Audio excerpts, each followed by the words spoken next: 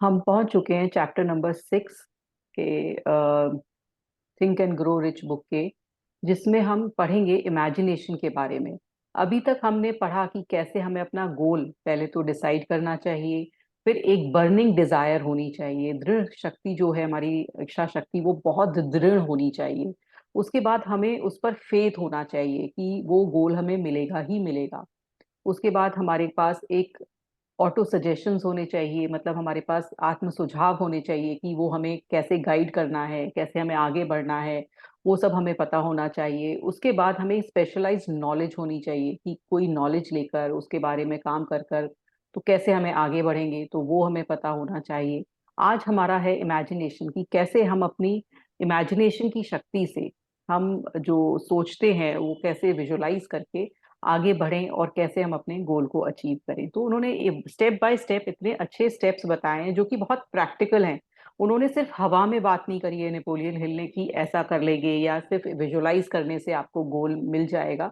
उन्होंने हमें तरीके भी बताए हैं कि कैसे हमें स्टेप बाय स्टेप आगे बढ़ना है और कैसे हमें अपने गोल्स को मैनिफेस्ट करना है। बस अपने अंदर जो दृढ़ इच्छा शक्ति है उसको बनाए रखें, उसको इतना बनाए रखें कि आप उसको कहीं जाने ना दें। मतलब एक उस पर डटे रहें, उस पर विश्वास रखें कि ऐसा मेरे साथ होकर ही रहेगा, क्योंकि जो भी चीज आपके दिमाग में अगर आई है तो वो कहीं है। और वो कहीं कब मिलेगी आपको? जब आपकी जो वाइब्रेशन है वो उससे मैच हो जाएगी। जब वो दोनों चीजें मैच हो जाएंगी तो वो आपके पास आ जाएगी। जब आप उस इमेजिनेशन के साथ चलते हैं, उस दृढ़ शक्ति इच्छा शक्ति के साथ चलते हैं, तो आपकी जो प्रोसेस है वो बहुत जो होती है ना, फास्ट हो जाती है। आपको तरीके मिलते हैं, आपको लोग मिलते हैं, आपको ऐसी ऐसी चीजें आपके साथ होने लगती है कि आप जो अपना जो गोल है उस तक आप आगे बढ़ने लगते हैं। आप ये मानिए कि आप ये तो अपने लिए मतलब अपने लिए कर रहे हैं। अगर हम किसी और के लिए भी अगर किसी के लिए कुछ सोचते हैं और विजुलाइज करते हैं और अच्छी भावना से उसके बारे में सोचते हैं कि उसको ये मिल जाए, या तो अपने स्पाउस के या बच्चों के बारे में या पेरेंट के बारे में, तो वो भी होने लगता है। क्योंकि हमारे जो माइंड में इतनी पावर है कि जो हम विजुलाइज करते हैं, जो पिक्चर बनाते हैं, वो पिक्चर फॉर्म में जो भी आता है वो ठीक होने लगता है। इसलिए बोलते हैं कि जो शब्द हैं वो भी सोच के बोलें, क्योंकि जो शब्द हम गलत शब्द बोल रहे हैं तो उनका पिक्चर बन रहा है, और वो जो हमारा जो माइंड है वो सिर्फ पिक्चर समझता है। और उसने पिक्चर ने उसको आपने बोला कि मैं गुस्सा हूं, तो उसने गुस्से का एक वो रूप समझा कि ये गुस्सा है। तो उसने वो चीज को साकार करने लगा वो आपकी लाइफ में। तो जो वर्ड है वो भी सोच के बोले, ना बोले कि मैं बहुत गुस्सा हूँ, मैं बहुत परेशान हूँ, मैं बहुत दुखी हूँ। तो ये शब्द भी जो हमारा माइंड है वो सुन रहा होता है और फिर हमारे लिए वैसी ही परिस्थितियां बनाने लगता है। तो इसलिए हमेशा जो शब्दों का चयन है वो भी सोच समझ के करिए, क्योंकि जो हमारा सबकॉन्शियस माइंड सिर्फ पिक्चर्स जानता है। इसलिए जब हम किसी से बोल रहे होते हैं, देख तू संभल के चल, गिर जाएगा, तो आप उस सामने वाले की दिमाग में भी पिक्चर बना रहे हैं गिरने की, अपने दिमाग में भी बना रहे हैं गिरने की, और वो अचानक से गिर जाता है। और फिर आप कहते हैं देखो मैंने बोला था ना कि गिर गया। तो आप जो चीजें हैं वो सोच कर बोलिए। किसी के बारे में ये इमेजिन मत करिए कोई जा रहा है जर्नी पर कि कुछ बुरा होगा, या इस तरह का इमेजिनेशन भी मत लाइए। या कोई बच्चा पढ़ाई कर रहा है तो शायद वो फेल हो जाएगा, तो ये जब जब आप पिक्चर फॉर्म में लाते हैं और सामने वाले से भी कहते हैं, बच्चे से बोलते हैं अरे तू फेल हो जाएगा, तो बच्चे के दिमाग में भी पिक्चर आती है और आपके दिमाग में भी आती है, तो वो साकार होने लगती है। इसलिए अपने शब्दों का चयन बहुत सोच समझ के करिए। आइए पढ़ते हैं चैप्टर नंबर 6।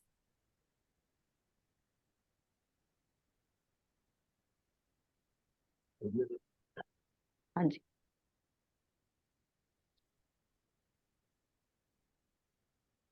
पढ़ो दीदी। हाँ जी।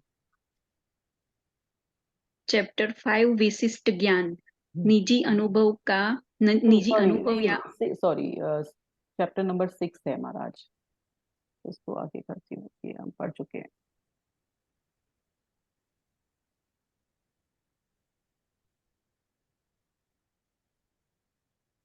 हमने विशिष्ट ज्ञान के बारे में पढ़ लिया कि स्पेशलाइज्ड नॉलेज चाहिए होती है, जो कि नॉलेज हमें स्कूल कॉलेज और अपनी तरीके से जो अनुभव करके हम इंटरनेट से और इन सब चीज़ों से जो मिल सकती है, वो नॉलेज हमें ज़रूर अक्वायर करनी चाहिए आगे बढ़ने के लिए।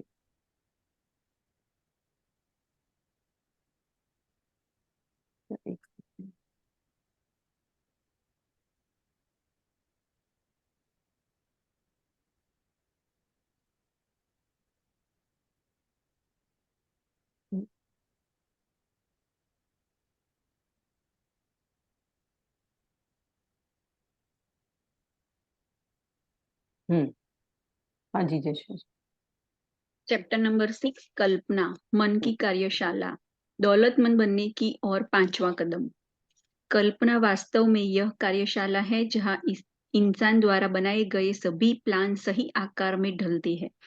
यहाँ मन की कल्पना शक्ति द्वारा संवेग या चाहत को आकार रूप और कार्य रूप दिया जाता है।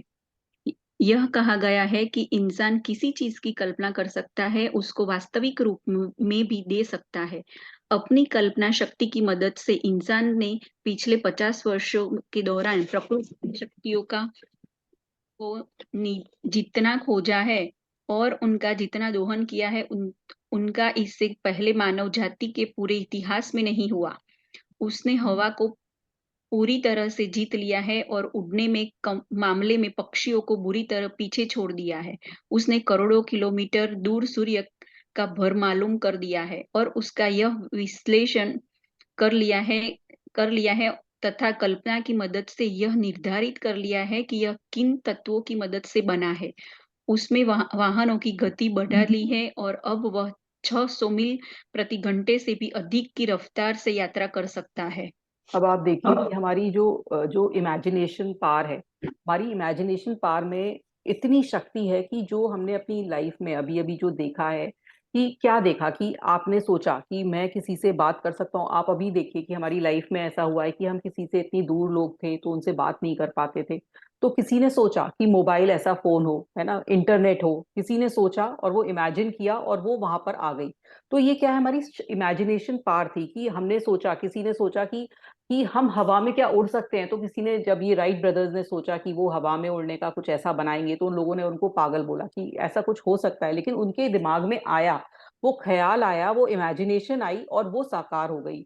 हमने हमने इमेजिनेशन से ही ये बनाया कि कैसे यंत्र बनाया कि कैसे जो सूरज का जो भार है वो हम क्या कहते हैं नाप पाए। तो ये सब चीज हमारे इमेजिनेशन में पहले आई। हमने कुछ, किसी ने इमेजिन किया, जो बड़े बड़े खोज हुई, जो इंटरनेट की हुई, जो इतनी बड़ी बड़ी जो हम, ये जो हमारे गैजेट्स हैं, मोबाइल है, लैपटॉप है, ये हमारा जूम है। तो हम जो भी चीज हम देख रहे हैं, हमारे ये जो ईयर प्लग्स हैं, जो सब किसी ने सोचा कि ईयर प्लग से ऐसे हम कान से सुन पाएंगे, तो किसी ने इमेजिन किया था तभी ये बना।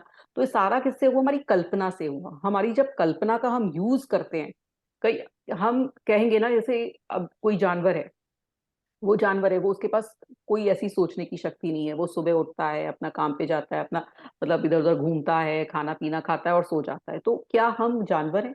हमारे पास तो इतनी कल्पना शक्ति है कि हम कुछ भी चीज सोच सकते हैं। तो हमें अपनी कल्पना शक्ति को बढ़ाना है। जैसे उन लोगों ने सोचा कि कुछ भी पॉसिबल हो सकता है, तो हमें भी अपनी कल्पना शक्ति को इतना बढ़ाना है कि जो हम चीज सोच रहे हैं अपनी लाइफ में, वो हमें पॉसिबल हो जाए। और उसके लिए क्या क्या तरीके निकालें, वो हमें अपनी कल्पना से ही निकालने हैं।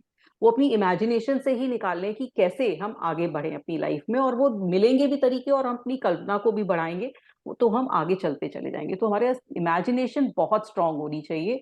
हमेशा आप इमेजिन करते रहें। जब भी हम कहीं जाते हैं, मान लीजिए हमें कहीं सी हॉलीडे पे जाना है, तो हम इमेजिन करते हैं ना कि हम ये जाएंगे, चलिए मैं ये सामान रख लेता हूँ, मैं अपनी ये ड्रेस रख लेता हूँ, मैं ये, शायद मुझे इस वाले शूज की जरूरत पड़ेगी, शायद मुझे अम्ब्रेला भी चाहिए होगा, शायद बारिश हो जाए वहां पर।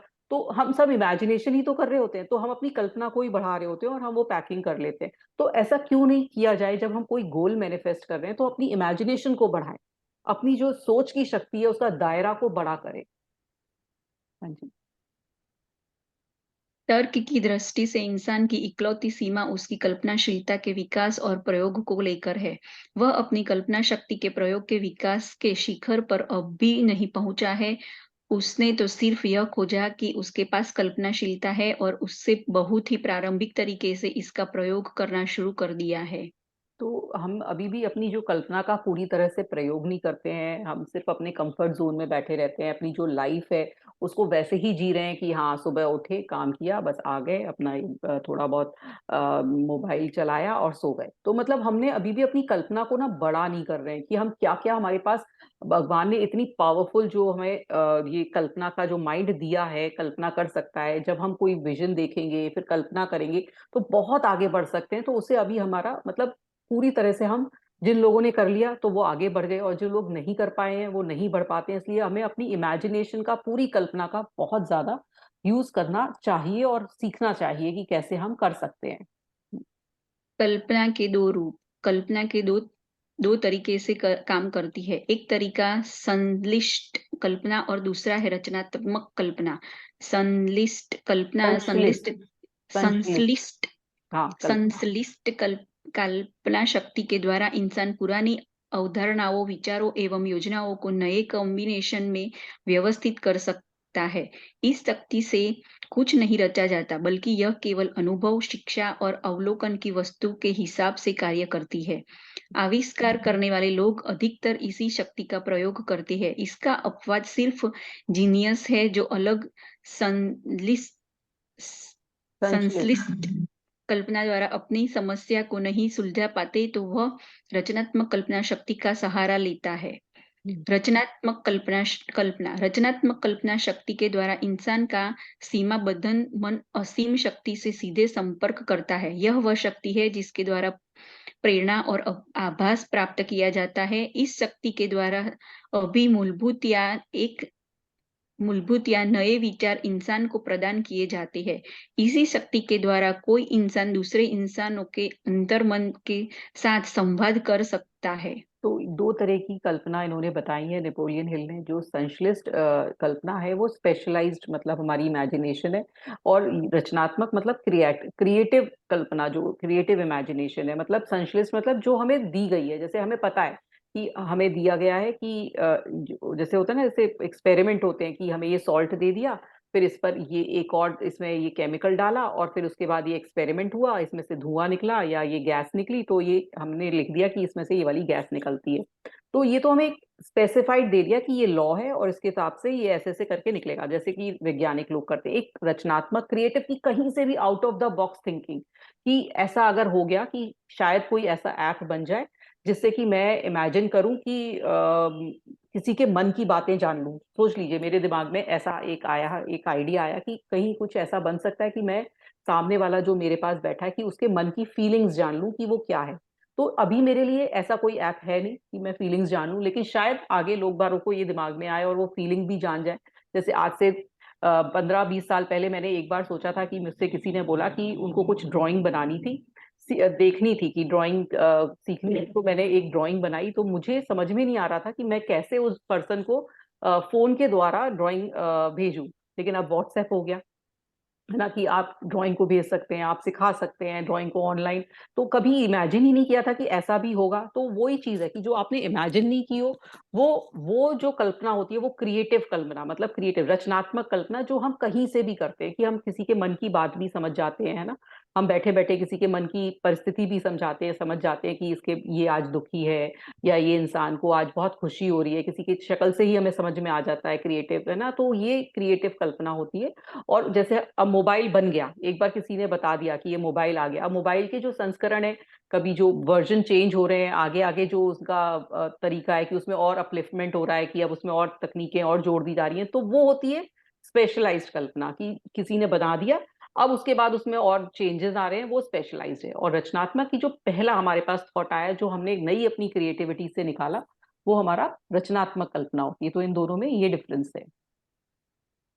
हाँ जी। रचनात्मक राखी जी, कल्पना। हाँ जी। राखी जी, अगर थर्ड आई एक्टिवेट हो जाती है ना, तो आप क्या सोच रहे हैं पता चल जाता जी हाँ, है। थर्ड आई का तो फिर। मेरे हाँ साथ जी। ऐसा हो चुका है। मेरी एक्टिवेट हो गई तो क्या सोचते हैं सामने वाला, क्या सोचते हैं, मुझे पता लग जाता है। अरे पहले वाह। की बात है, जब जब मैं मेडिटेशन करता था, जब हाँ बहुत जी। लंबा 8-8 घंटे 6-6 घंटे मेडिटेशन में करता तो था मैं। बोलते हैं, मेडिटेशन में तो बोलते हैं आप दूसरे के मन में चले जाते हैं। नहीं, थर्ड आई एक्टिवेट हो जाती है तो आप क्या हाँ सोचते हैं पता लग जाता है। मेरे बारे में क्या सोच रहे हैं तुरंत पता लग जाता है, मेरे को पहले ही पता चल जाता है। जब जी। मैं कंटिन्यू करता रहता था, तब बीच में छोड़ दिया तो मेरा वो पोजीशन नहीं वेरी गुड। अब आप दोबारा करिए, फिर आप बताइएगा कि मैं क्या सोच रही हूँ। है। जी। Thank you sir. Uncle, you are a genius. हाँ जी। रचनात्मक कल्पना अपने आप काम करती है, जिसका वर्णन आगे आने वाले पृष्ठों में किया गया है। यह शक्ति तभी कार्य करती है जब तार्किक मन बहुत तेज गति से काम कर रहा हो। उदाहरण के तौर पर तार्किक मन प्रबल इच्छा के भाव के द्वारा प्रेरित होता है।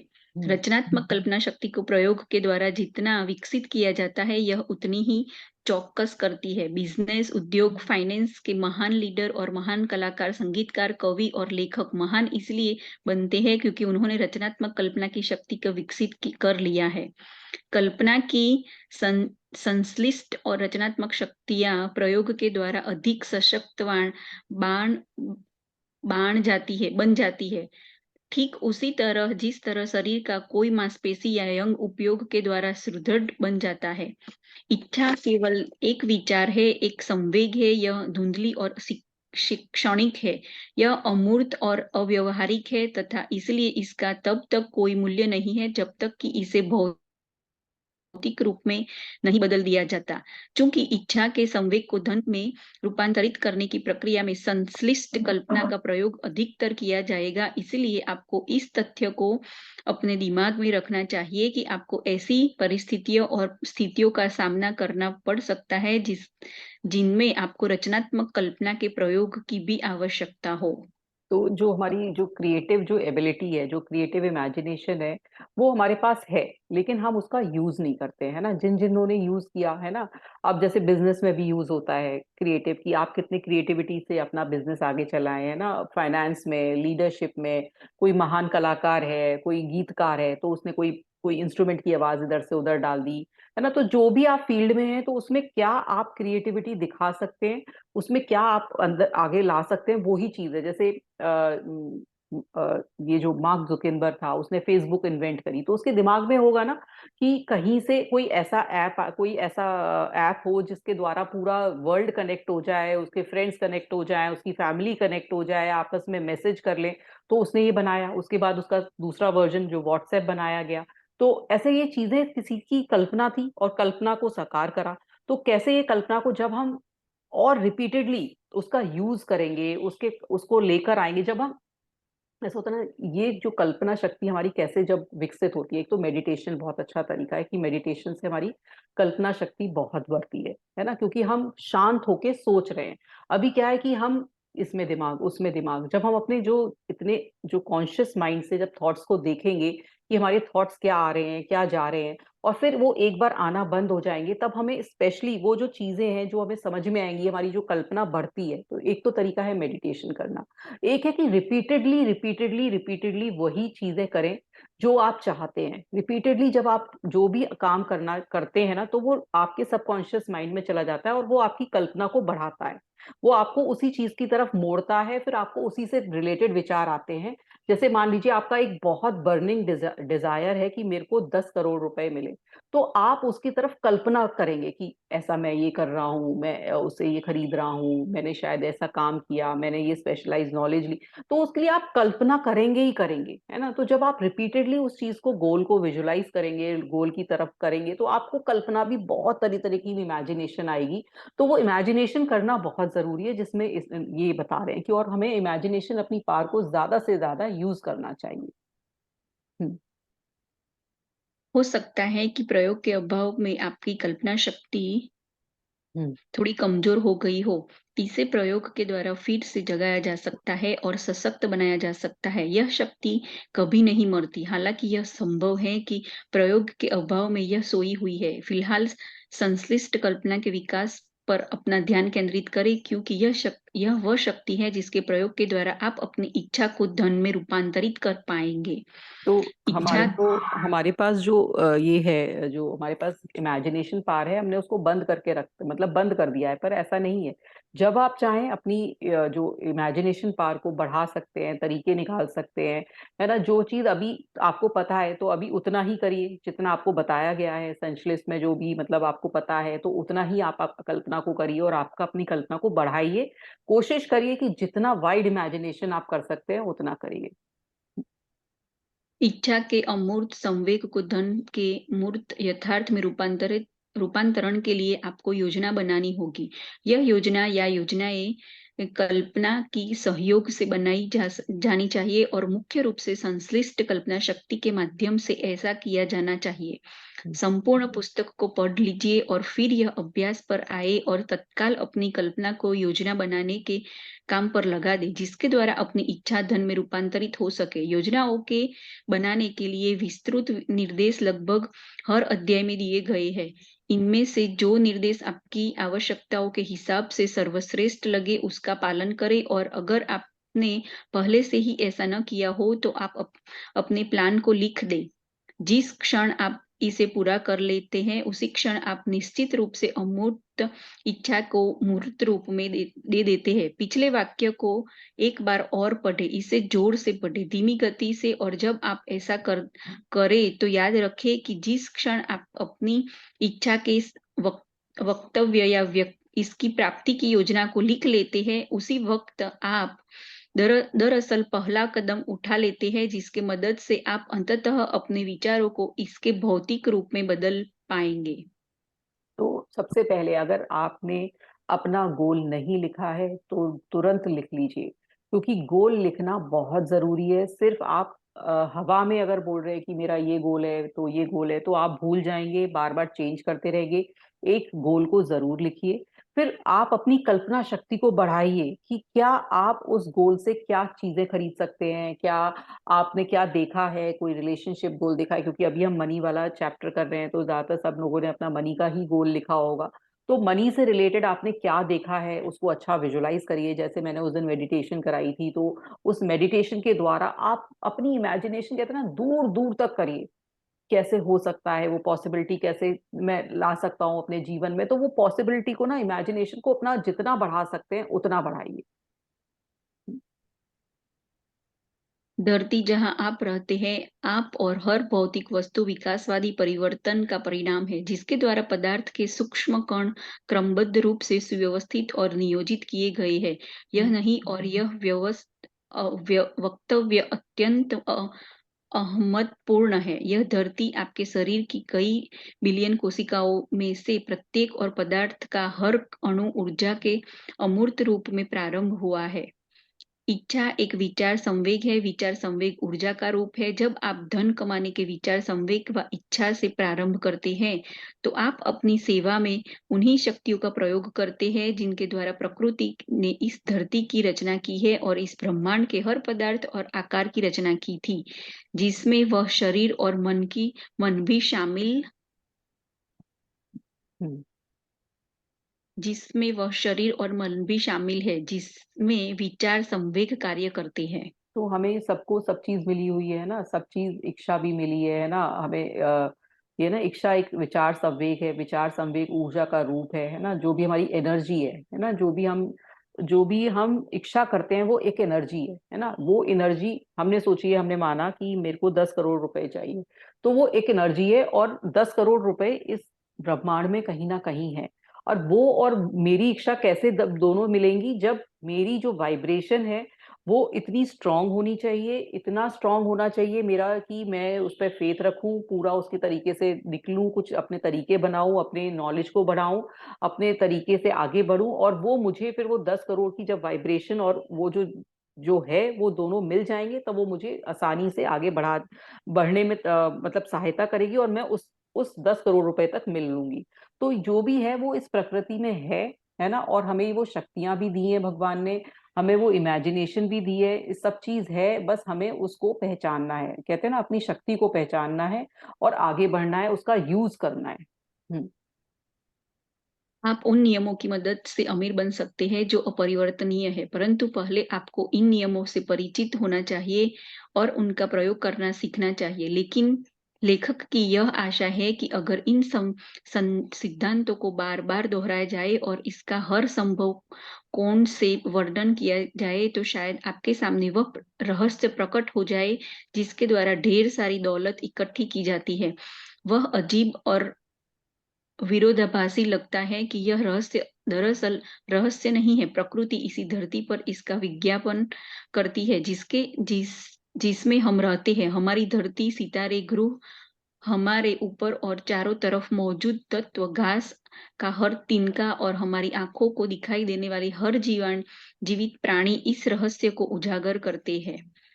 आगे आने वाले सिद्धांत कल्पना की समझ का रास्ता खोल देंगे। जब आप पहली बार इस फिलोसॉफी को पढ़ते तो आप जितना समझ सके उसे ग्रहण कर ले। इसके बाद इसे दोबारा पढ़े और तब आप पाएंगे कि ऐसा कुछ हुआ है जिस वजह से यह अधिक स्पष्ट हो गई है, और तब आपको संपूर्ण स्थिति की अधिक व्यापक समझ प्राप्त होगी।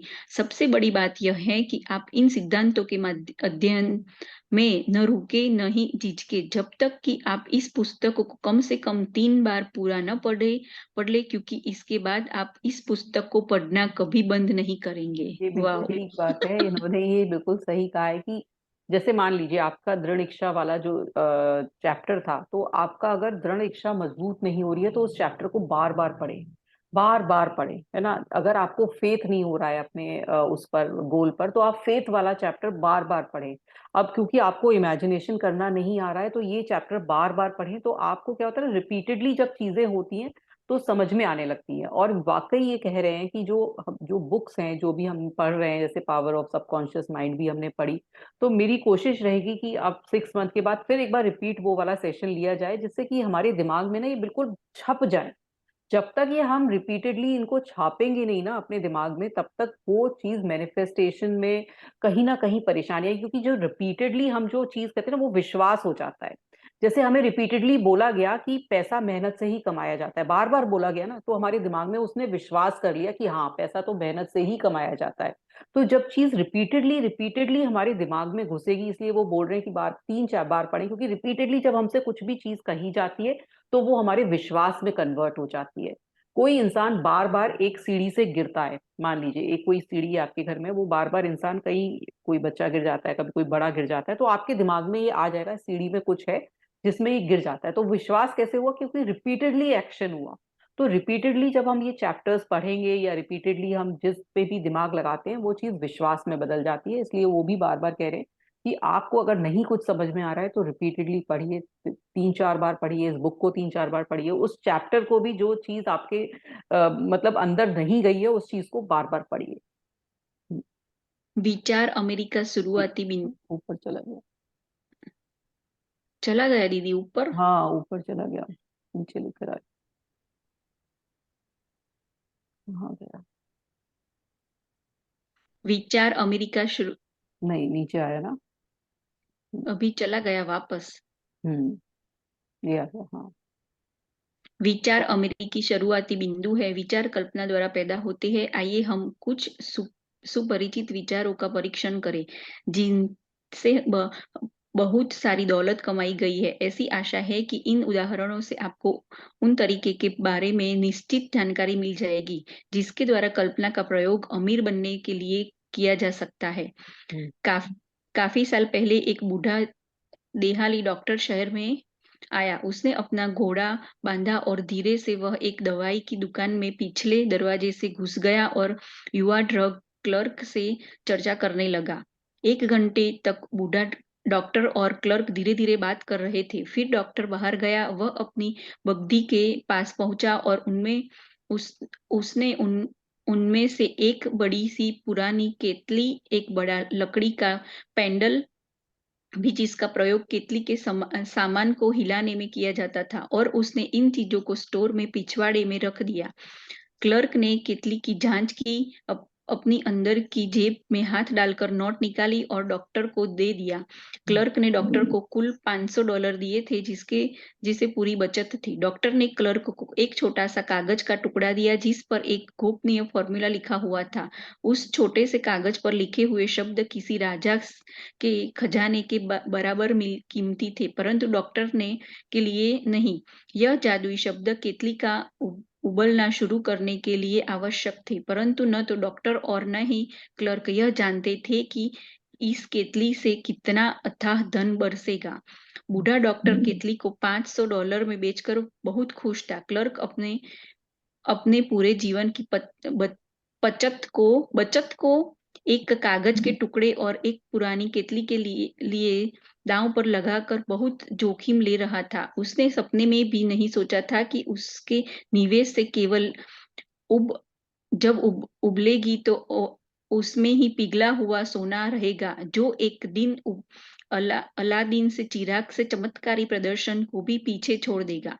क्लर्क ने दरअसल जो खरीदा था वह एक विचार था। पुरानी केतली और लकड़ी का पेंडल का कागज पर लिखा हुआ एक गोपनीय संदेश तो साथ में मिले थे। केवल केतली का चमत्कारी प्रदर्शन तब होना शुरू हुआ जब उसने इस मालिक के गोपनीय निर्देशों के साथ एक ऐसा तत्व मिलाया जिसके बारे में डॉक्टर कुछ नहीं जानता था। सोचकर देखिए, क्या आप बता सकते हैं कि वह क्या था जो उस युवक ने गोपनीय संदेश के साथ मिलाया था, जिसकी वजह से केतली से सोना बरसने लगा। यहाँ पर आपको एक ऐसी वास्तविक कहानी बताई जा रही है जो कल्पना से भी अधिक हैरान करने वाली है। तथ्य की कहानी जो एक विचार के रूप में प्रारंभ हुआ। आइए हम सोने के उस विशाल ढेर की तरफ देखें जो इस विचार के उत्पन्न हुआ। इससे बहुत धन कमाया और आज भी यह दुनिया भर में उन लोगों को बहुत धन कमा कर दे रहा है जो केतली की सामग्री को करोड़ों लोगों तक पहुंचा रहे हैं। अब देखिए पुरानी केतली आज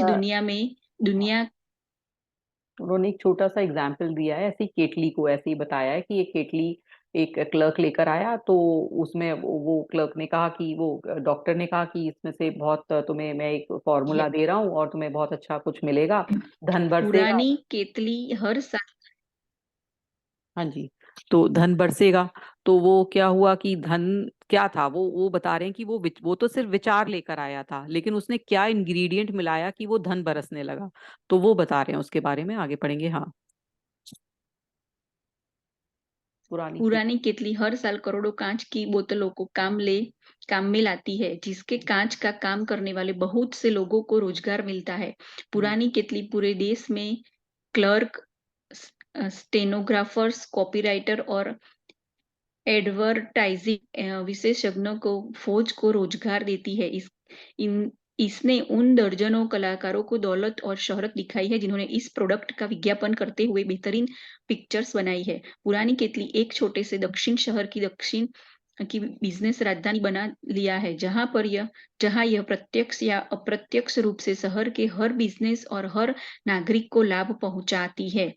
इस विचार के प्रभाव अब दुनिया के हर सभ्य देश को लाभ पहुंचा है और इसे छूने वाले हर आदमी को सोने की बहती हुई धारा में से हिस्सा मिलता है। केतली से बरसते सोने की दक्षिण के एक प्रसिद्ध कॉलेज को बनाया, जहां हजारों युवक और युवतियों सफलता के लिए अनिवार्य प्रशिक्षण प्राप्त करते हैं। अगर पीतल की यह पुरानी केतली बोल सके तो यह हर भाषा में रोमांचक कहानियां सुनाएगी। प्रेम का रोमांच, बिजनेस का रोमांस, प्रोफेसर पुरुषों और महिलाओं का रोमांस जो इसके द्वारा प्रतिदिन प्रेरित होते हैं। लेखक कम से कम एक ऐसे रोमांस के बारे में पूरी तरह से आश्वस्त है क्योंकि वह इसका एक हिस्सा रहा है, और यह उन स्थानों से ज्यादा दूर शुरू नहीं हुआ था जहां से ड्रग क्लर्क की पुरानी केतली खरीदी थी। यहाँ पर लेखक अपनी पत्नी से मिला था और उसी ने लेखक को इस जादुई केतली के बारे में पहली बार बताया था। उस समय भी वे इस केतली के उबलने वाले सामान पी रहे थे जब लेखक ने उससे पूछा था, क्या तुम मुझसे शादी करोगी? आप कोई भी हो, आप कहीं भी रहते हो, आप कोई भी काम करते हो, भविष्य में इतना याद रखें कि जब आप कोको कोला शब्द सुने तो आप यह याद रखें कि दौलत और प्रारंभ का यह साम्राज्य एक विचार से शुरू हुआ था और ड्रग क्लर्क और कैलेंडर में ने उस गोपनीय फॉर्मूले के साथ जो रहस्यमयी तत्व मिलाया था वह था कल्पना। ठहरिए और इसके बारे में एक पल सोचिए। अब हम सोचेंगे कि उसने वो क्या इंग्रेडिएंट मिलाया था जिससे वो सब चीजों में सोना बरसने लगा। तो उसने क्या मिलाया था? अपनी इमेजिनेशन। वो तो एक बस आइडिया लेकर आया था पर्सन, वो जो क्लर्क था, कि आइडिया लेकर आया था, और उस आइडिया में उसने अपनी इमेजिनेशन मिलाई कि कैसे मैं अपने जो विचार है उस पे क्या अपनी इमेजिनेशन मिलाऊं और फिर वो बेचूं इस संसार में, तो मेरे पास सोना बरसेगा। तो ऐसे ही उन्होंने बताया कि वही केटली है, वही वो इमेजिनेशन है जो सब लोग यूज करते हैं, जो युवक युवतियां यूज करते हैं रोमांस के लिए, जो कि कलाकार यूज करते हैं, जो कि डिफरेंट लोगों शहर वाले यूज करते हैं, जो कि एडवर्टाइजिंग कंपनी करती हैं, क्लर्क करते हैं, स्टेनोग्राफर करते हैं। तो ये सब कौन करता है? मतलब जो भी हम जहां भी अपनी इमेजिनेशन पावर अपनी यूज करेंगे तो वो सोना बरसाएगी। जितना हम इमेजिनेशन पावर अपनी यूज करेंगे तो वो सोने में कन्वर्ट हो जाएगी। जैसे कोको कोला कंपनी वाले जो आज पर्सन था, उसने जब उसको इन्वेंट किया, किसी को क्या पता था कि कोई ऐसा ड्रिंक भी होगा जो कि फिज होगी उसमें, और जो कि मतलब नशा नहीं देगा। तो उन्होंने ऐसा इन्वेंट किया। जब उन्होंने इन्वेंट किया तो सिर्फ 2 बोतल बिकी थी, जो कि आज बिलियंस ऑफ बॉटल्स बिकती हैं कोको कोला की। तो वो भी एक सिर्फ इमेजिनेशन थी उनकी कि ऐसा कोई ड्रिंक होना चाहिए जो कि हमें नशा ना दे, लेकिन उसका एक पीने से बहुत फिज आए और कुछ मजा आए पीने से। तो उन्होंने भी ऐसा ही निकाला। मैगी है तो बच्चों के लिए मैगी, और बड़े भी मैगी इतना खाते हैं, तो तब एक इमेजिनेशन थी कि कोई ऐसा नूडल्स आए जो कि इस तरह का टेस्ट का हो। तो ये सब इमेजिनेशन थी जो कि उन्होंने इतना बड़ा रूप ले लिया। तो ये सब चीज इमेजिनेशन ही है कि, और उन्होंने फिर कैसे इमेजिन करके उनके पोस्टर्स लगाए, कैसे लोगों को अट्रैक्ट किया कोको कोला कंपनी ने। मैगी वालों ने भी देखे स्कूल्स में जाकर मैगी बांटी, किस तरह से उन्होंने किया। जियो कंपनी का आप उदाहरण ले सकते हैं, अंबानी ने कैसे उस जियो को पहले फ्री दिया, पूरे देश भर में फ्री इंटरनेट की सब दे दिया उन्होंने। तो हर छोटे पर्सन बड़े पर्सन के पास इंटरनेट फैसिलिटी हो गई। और फिर उन्होंने पैसा चार्ज किया, तो तब तक सब एडिक्टेड हो चुके थे नेट के, तो सबने वो पैसा लेने के बाद भी तैयार हो गए लेने के लिए। तो ये एक तरीका है कि उन्होंने इमेजिन किया और फिर वो कर दिखाया। तो ये सब इमेजिनेशन है हमारी। हाँ जी। थोड़ा ऊपर करना दीजिए। हाँ जी। यह भी याद रखें कि जी। अमीरी के जो कदम इस पुस्तक में बताए गए हैं, उन्हीं से सहारे कोका कोला का प्रभाव दुनिया में हर शहर, कस्बे, गांव और चौराहों पर फैला है। और आपके मस्तिष्क में उत्पन्न होने वाला हर विचार जो कोका कोला की तरह दमदार और संभावनापूर्ण हो, दुनिया भर की प्यास बुझाने वाला इस रिकॉर्ड की बारी बारी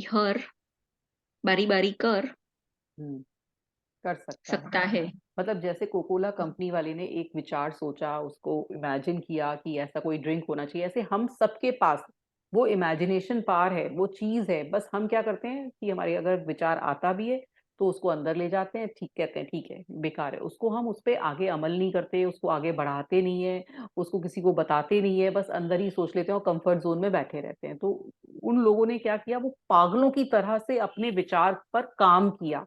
पागलों की तरह से लोगों ने उनको पागल कहा, बेवकूफ कहा, लेकिन वो नहीं माने, वो आगे बढ़ते रहे और उन्होंने वो कर दिखाया जो वो चाहते थे। अगर मुझे $10 लाख मिल जाए तो मैं क्या करूंगा? यह कहानी उस पुरानी कहावत की सच्चाई सिद्ध करती है, जहां चाह वहां राह। यह मुझे प्रिय शिक्षाविद और धर्मोपदेश स्वर्गीय फ्रैंक डब्ल्यू घुसालन ने सुनाई थी, जिन्होंने शिकागो के स्काईयार्ड वाले क्षेत्र में धर्मोपदेश का अपना करियर शुरू किया था।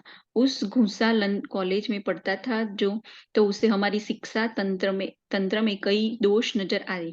उसे विश्वास था कि अगर वह कॉलेज का प्रमुख बन जाए तो वह इन दोषों को दूर कर सकता है। उसने अपने मन में यह ठान लिया कि वह एक नया कॉलेज बनाएगा, जिसमें वह अपने विचारों को आजमाएगा और शिक्षा के पारंपरिक तरीके हटाकर कुछ करेगा। उसे अपने इस प्रोजेक्ट के लिए $10 लाख की जरूरत थी। वह इतनी बड़ी रकम कहाँ से जुटा पाएगा? यही सवाल उस महत्वाकांक्षी युवा धर्मोपदेश के विचार में हर पल कौंधता रहता था, परंतु वह इस दिशा में कोई प्रगति नहीं कर पा रहा था। हर रात वो वह अपने बिस्तर पर इस विचार के साथ सोता। हर सुबह उसी विचार के साथ वह नींद से जागता था। वह जहां भी जाता था, यह विचार उसके साथ साथ जाता था। वह इसे लगातार अपने दिमाग में बिठाता रहा जब तक कि यह विचार प्रबल दीवानगी में बदल नहीं गया। दार्शनिक और धर्मोपदेशिक होने के कारण डॉक्टर घुसालस यह बात समझते थे, जो जीवन में सफल होने वाले सभी लोग समझते हैं, कि लक्ष्य की निश्चितता ही वह शुरुआती बिंदु है जहां से इंसान को शुरुआत करनी चाहिए। वे यह भी जानते थे कि लक्ष्य निश्चित हो जाने के बाद वे जीवंत हो जाता है, उनसे विचार और शक्ति का संचार होता है, खासकर जब उनके पीछे इस लक्ष्य को इसके भौतिक रूप में रूपांतरित करने की एक धधकती हुई इच्छा हो। ये पैराग्राफ बहुत इंपॉर्टेंट है कि हमें अपना जो लक्ष्य है वो बिल्कुल निर्धारित होना चाहिए और उसके पीछे जुनून होना चाहिए। एक कहते हैं ना, एक धधकती, वो कह रहे हैं ना, धधकती हुई इच्छा होनी चाहिए। मतलब इतना जुनून होना चाहिए हमें अपने, जो भी हमने लक्ष्य देखा है कि ये मुझे मिलना ही चाहिए और मैं इसको पाकर ही रहूंगा, और ये मुझे मिल गया है, इस तरह की एक जुनून होना चाहिए। अगर आपने वो जुनून नहीं है आपकी अगर इच्छा में, तो वो एक सिर्फ एक विश है। वो मतलब एक एक ये है कि हाँ मुझे ये मिल जाए, बस सिर्फ एक विश है कि हाँ मुझे 10 करोड़ रुपए मिल जाए तो ठीक है, नहीं मिले तो ठीक है।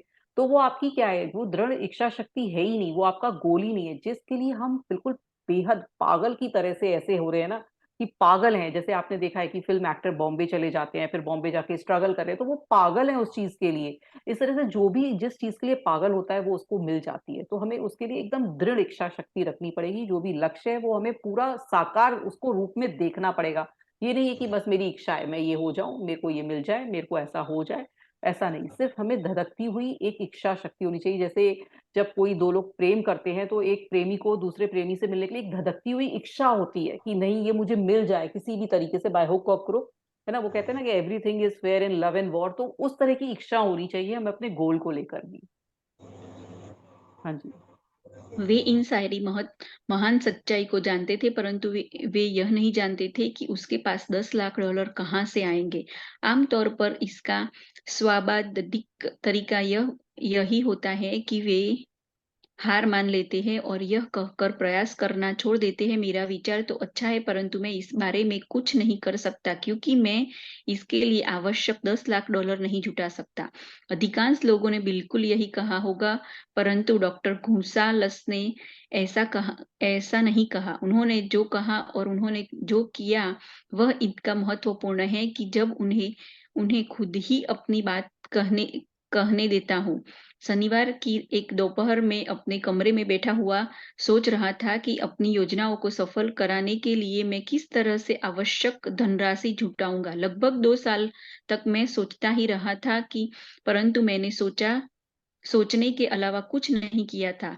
अब कर्म करने का समय आ चुका था। तब मैंने तभी अपना मन बना लिया कि मैं 1 सप्ताह में 10 लाख डॉलर की राशि जुटा लूंगा। कैसे?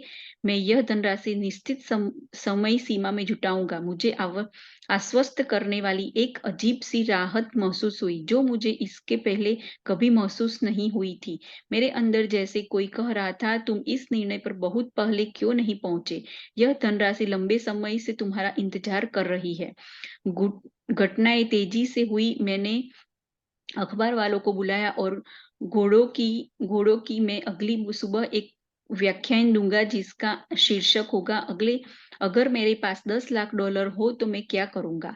मैं तत्काल व्याख्यान तैयार करने में जुट गया, परंतु मैं आपको सच बताऊं यह काम मुश्किल नहीं नहीं था क्योंकि मैं था। इस व्याख्यान को लगभग 2 साल से तैयार कर रहा था। आधी रात के काफी पहले मैंने व्याख्यान लिखना समाप्त कर लिया कि मैं बिस्तर पर गया और विश्वास की अनुभूति के साथ सोया क्योंकि मैं देख सकता था कि मेरे पास 10 लाख डॉलर मौजूद थे और मैं उसका स्वामी था। अब आप सुनिए, इसको समझते हैं कि जो ये पर्सन है नॉर्मल हिल, उन्होंने सोचा था कि मैं 10 लाख डॉलर मुझे मिलने चाहिए। वो इसके बारे में सोचते रहे, 2 साल ऐसे ही सोचते रहे कि ये मुझे मिलने चाहिए और मैं क्या करूंगा, पर उन्होंने कुछ उसके लिए कोई काम किया नहीं, है ना। मतलब उन्होंने कोई कर्म नहीं किया। लेकिन जब 2 साल निकल गए तो उन्होंने सोचा चलिए मैं कर्म करता हूँ। तो उन्होंने एक भाषण देने का सोचा कि मैं कैसे, उनका भाषण का शीर्षक भी यही था कि कैसे हमें 10 लाख डॉलर मिल सकते हैं कमाई से।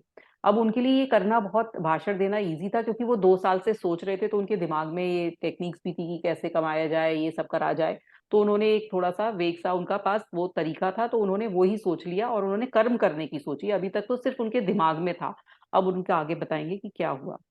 अगली सुबह मैं जल्दी उठा, बाथरूम में गया, व्याख्यान को पढ़ा और अपने घुटने टेक और पूछा कि क्या मेरा प्रवचन किसी ऐसी आदमी का ध्यान आकर्षित कर सकता है जो आवश्यक धनराशि प्रदान कर सके। हम्म। जब मैं प्रार्थना कर रहा था तो मुझे वही अस्वस्थ करने वाली अनुभूति एक बार फिर हुई कि धनराशि आने ही वाली है। मैं इतना रोमांचित था कि मैं व्याख्यान को साथ ले जाना भूल गया और मुझे यह बात तब तक पता नहीं चली जब तक कि मैंने श्रोताओं के सामने खड़ा होकर उसे शुरू करने के लिए और तैयार नहीं हो गया। उन्होंने ऐसे ही विजुलाइज किया कि क्या मुझे कोई दे सकता है धन, क्या मुझे ऐसा मिल सकता है। तो इस तरह से उन्होंने विजुलाइज किया और फिर वो वहां गए अपना अब अपने भाषण देने। नोट्स हम्म। अब अपने नोट्स लाने का वक्त नहीं था और उन्हें घर पर भूल आना मेरे लिए वरदान साबित हुआ। नोट्स के बजाय मैंने अंतर्मन से मुझे मेरी जरूरत का सारा सम्मान प्रदान किया। जब मैं अपनी प्रवचन शुरू करने के लिए खड़ा हुआ तो मैं अपनी आंखें बंद कर ली और मैं अपने सपनों के बारे में अपने दिल और आत्मा से बोला। मैंने ईश्वर से भी बात की। मैंने बताया कि अगर यह धनराशि मेरे हाथ में रख दी जाए तो मैं $10 लाख से क्या कर सकता था। मैंने वह योजना विस्तार से बताई जो मेरे मन में थी। मैंने बताया कि मैं किस तरह की महान शैक्षणिक संस्था बनाने जा रहा हूँ, जहाँ युवा लोग व्यावहारिक चीजें करना सीखेंगे और साथ ही उनके मस्तिष्क का विकास भी होगा। तो अब आप देखिए कि वो उन्होंने एक कुछ नोट्स बनाए थे वो भी ले जाना भूल गए। फिर उन्होंने बिल्कुल एक्सटेम्पोर बोला, बिल्कुल ऐसे ही बोलते चले गए, दिमाग से दिल से जो भी उनके अंदर था वो बोलते चले गए। उन्होंने कुछ योजना बना रखी थी कि वो कोई इंस्टीट्यूशन खोलेंगे जहाँ बच्चों को व्यवहारिक ज्ञान सिखाया जाएगा। तो वो उन्होंने सब जो भी उनके दिमाग था उन्होंने सब उस भाषण में बोल दिया जो भी था। और उन्होंने ये अपनी लेकिन वो इच्छा, दृढ़ इच्छा शक्ति रखी कि उनको $10 लाख मिल जाएंगे। दीदी आपका बहुत शुक्रिया, ये इतनी इंटरेस्टिंग बुक लेके आए हो हमारी लाइफ में। Thank you, thank you, thank you. जब मैंने भाषण समाप्त कर लिया और मैं बैठ गया तो पीछे की तीसरी पंक्ति से एक आदमी धीमे से अपनी किस कुर्सी से उठा और मेरी तरफ आगे बढ़ा। मैं हैरान था कि वह क्या करने के लिए मेरे पास आ रहा है। वह मंच पर आया। अब उसने अपना हाथ बढ़ाया और कहा, मुझे आपका भाषण पसंद आया। मुझे विश्वास है कि आपने जो कहा है वह आप सचमुच कर सकते हैं, बेशर्त आपके पास $10 लाख हो। यह सिद्धत करने के लिए आप में और आपके प्रवचन में मुझे विश्वास है। मैं आपको $10 लाख दे सकता हूँ अगर आप कल सुबह मेरी ऑफिस में आ जाए। मेरा नाम लिपिड डी आर्मर है। वाह। उसको वो आदमी मिल गया, 2 साल वो उसने इतना इमेजिनेशन। एक्चुअल में इसमें ये देखिए कि उसने दृढ़ इच्छा शक्ति को और रखा। पहले तो इच्छा शक्ति उसकी थी और उसमें फिर विश्वास रखा। फिर उसने कर्म भी किया, है ना। उसने वो इमेजिनेशन, उसने इतना अच्छा भाषण प्रिपेयर किया जिससे आदमी इंप्रेस हुआ सामने वाला। सिर्फ ऐसे ही नहीं मिला उसे, उसने काम भी किया उसके लिए, उसने इम्प्रेस किया। लेकिन उसको क्या हुआ कि वो जो जो साधन था वो इमीडिएट हो गया। मतलब वो ही बता रहे हैं कि जो परिस्थिति आएगी आपको बहुत फास्ट हो जाएगा जब आप काम करोगे। काम तो करना पड़ेगा आपको, एक्शन लेना पड़ेगा आपको। हवा में कुछ चीज नहीं होगी, लेकिन जब वो एक्शन होगा वो बहुत फास्ट हो जाएगा। मतलब एक्शन लिया और तुरंत उसका जवाब मिल गया और उस आदमी ने उसको प्रपोजल दे दिया कि मैं आपको $10 लाख दे दूंगा। युवा घुसालस मिस्टर आर्मर ने ऑफिस पहुंचे और उसे $10 लाख मिल गया। उस धनराशि से उसने आर्मर इंस्टीट्यूट ऑफ टेक्नोलॉजी की नींव डाली, जिसे अब इली इ- इलिनॉय इंस्टीट्यूट ऑफ टेक्नोलॉजी के नाम से जाना जाता है। यह $10 लाख उसके पास एक विचार के परिणाम के रूप में आए। इस विचार के पीछे एक इच्छा जिसे युवा घुसालस अपने दिमाग में लगभग 2 साल से पाल रहा था। हम्म। इस महत्वपूर्ण तथ्य की तरफ ध्यान दीजिए। जब वह अपने मन में निश्चित निर्णय पर पहुंच गया और उसने इसे हासिल करने की एक निश्चित योजना पर अमल करने का फैसला किया, उसने 36 घंटे बाद ही उसे यह धनराशि मिल गई। तो आप सोचिए, उसको सिर्फ 36 आवर्स के बाद ही, जब उसने कुछ कर्म करने का सोचा तो 36 आवर्स के बाद ही वो धनराशि मिल गई। लेकिन वो उसकी जो 2 साल से ना वो इच्छा शक्ति दृढ़ रही। हम 2 साल में भूल जाते, हमने कुछ किया नहीं, अरे कहाँ से मिलेंगे $10 लाख, तो बहुत बड़ी रकम है, कौन मुझे दे देगा, कहाँ से दे देगा। पर उसने हार नहीं मानी। उसने अपनी जो जो भी उसने विजुलाइज किया था, जो भी उसने सोचा था, उस पर विश्वास रखा और फिर आगे बढ़ा और उसको इतनी जल्दी रकम भी मिल गई। और फिर उसने वो इंस्टीट्यूट भी खोला जो कि उसने कहा था। तो जो $10 लाख के बारे में युवा गुसालस के अस्पष्ट चिंतन और धुंधली आशा के बारे में कुछ नया या अद्भुत नहीं नहीं है। उससे पहले और उसके बाद भी बहुत से लोगों के मन में इस तरह के विचार आए थे, परंतु उस यादगार शनिवार को जब वह अपने निर्णय पर पहुंचा तो उसे निर्णय में कुछ भिन्न और अद्भुतपूर्ण था। जब उसने अस्पष्टता को अलग हटा दिया और निश्चितता के साथ मैं 1 सप्ताह में यह धनराशि जुटा लूंगा। तो उन्होंने इससे उसमें भी अपना बड़ी मतलब डेट भी डिसाइड कर ली थी कि 1 सप्ताह में हो जाएगा उसका ये काम ना, मतलब हमें ये भी बताया गया है कि हमें वो टाइम भी लिख दीजिए अपने गोल में कि मुझे इतने टाइम में ये धनराशि या जो भी आपका गोल है वो उतने टाइम में मेरे को मिल जाएगा, मतलब मिल गया है ना। तो वो आप इससे भी बड़ी बात यह है कि जिस सिद्धांत ने डॉक्टर गुंसालस को $10 लाख दिलाए थे, वह सिद्धांत आज भी जीवित है। यह सिद्धांत आपके लिए भी काम कर सकता है। यह शाश्वत नियम आज भी उतने ही काम का है। काम था। तो जो जैसे गुंसाल्विस ने अपना 2 साल में अपना गोल मैनिफेस्ट कर लिया, ऐसे ही सबके लिए ऐसा हो सकता है, बस हमें अपना फेथ रखना है और कर्म करते जाना है। दीदी, मेरा बेटा उठ गया, अभी मैं आगे नहीं पढ़ हाँ जी पाऊंगी। ठीक है, मैं पढ़ती हूँ। अंकल आप पढ़ेंगे? मैं पढ़ दूं मैम? हाँ जी पढ़िए पढ़िए पढ़िए, थैंक यू। कहाँ से था? यहाँ से जितना ही। जितना कि ये पहले उस मैम युवा आपका मधु आपका प्रदेशक नेटवर्क के काम आप का था, हाँ, जिस आपका नेटवर्क बहुत वीक हो रहा है, देखिए एक बार। नेटवर्क नहीं है मैम।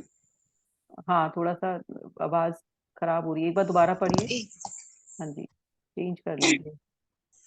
जितना कि ये पहले उस युवा मधु प्रदेशक के काम का था। अभी आ रही जी है आवाज? हाँ जी हाँ जी अब ठीक आ रही है। जिसे अपने इरादों के जबरदस्त कामयाबी मिली थी। हम्म यह सोचे कि आप कैलेंडर और डॉक्टर फ्रैक के बीच में एक बात समान थी। दोनों ही इस प्रबल सत्य को जानते थे कि निश्चित योजना की शक्ति के द्वारा विचारों को नकदी में बदला जा सकता है। हम्म अगर आप उन लोगों में से हैं जो यह विश्वास करते हैं कि सिर्फ कड़ी मेहनत और ईमानदारी से ही अमीरी आ जाएगी, तो यह विचार को अपने दिमाग से निकाल दें।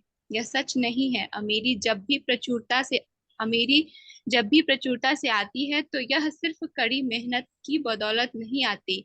अमीरी निश्चित मांग की प्रतिक्रिया के स्वरूप आती है, और यह कुछ निश्चित सिद्धांतों के प्रयोग पर आधारित है। इसका किस्मत या भाग्य से कोई लेना देना नहीं है। आमतौर पर विचार की कल्पना के सहारे कर्म को प्रेरित करता है। हम्म सभी मास्टर सेल्समैन की जहां सामान नहीं बिक सकता, वहां विचार बिक सकते हैं। औसत सेल्समैन इस बात को नहीं जानते, इसलिए वे औसत सेल्समैन होते हैं। तो आप ये देखिए कि ये बोल रहे हैं कि आपका जो है, जो हमारी अमीरी है, वो हमसे कहा गया है कि सिर्फ मेहनत करेंगे तभी ऐसा होगा, पर मेहनत नहीं है, हमें वो विचार रखना है, स्टेट ऑफ अबंडेंस रखनी है कि मैं सब चीज पा सकता हूँ, मेरी लाइफ में सब कुछ मिल सकता है। वो अबंडेंस वाली फीलिंग हमेशा हमेशा रहनी चाहिए। वो कहते हैं ना, ऐसा विचार नहीं रख सकते मैं तो गरीब हूँ, मैं कैसे कर सकता हूँ, मेरे पास तो कोई टैलेंट नहीं है, मेरे पास तो पढ़ाई नहीं है, मैं तो कैसे आगे बढ़ सकता हूँ। ये वाला जो आप अगर माइंडसेट रखेंगे ना तो आगे नहीं बढ़ पाएंगे। जब ये माइंडसेट रखेंगे कि मेरे पास बहुत कुछ है, मेरी लाइफ में इतना ग्रेटिट्यूड है, मेरी लाइफ में सब कुछ मिला हुआ है मुझे, और मुझे अब कोई आगे रोक नहीं सकता है, तो आप जब ये विचार लेंगे तब आपकी लाइफ में जब पॉजिटिविटी होगी, तो जो आप विजुलाइज करेंगे ना, जो भी आपने गोल रखा देखा है, तो उसके बढ़ने के तरीके भी आपको मिलते चले जाएंगे। उसको जैसे उन्होंने अपना जब गोल रखा $10 लाख, तो उनको वो भाषण भी आया, उनको बोलना भी आया, वो तरीका भी आया, वो भाषण भी देकर आए, तो आपको भी वो तरीके मिलते जाएंगे और आप बढ़ते जाएंगे। तो जरूरी नहीं है कि इसके लिए बहुत कड़ी मेहनत की जरूरत पड़े, है ना। तो जो सेल्समैन, अच्छा सेल्समैन कौन होता है?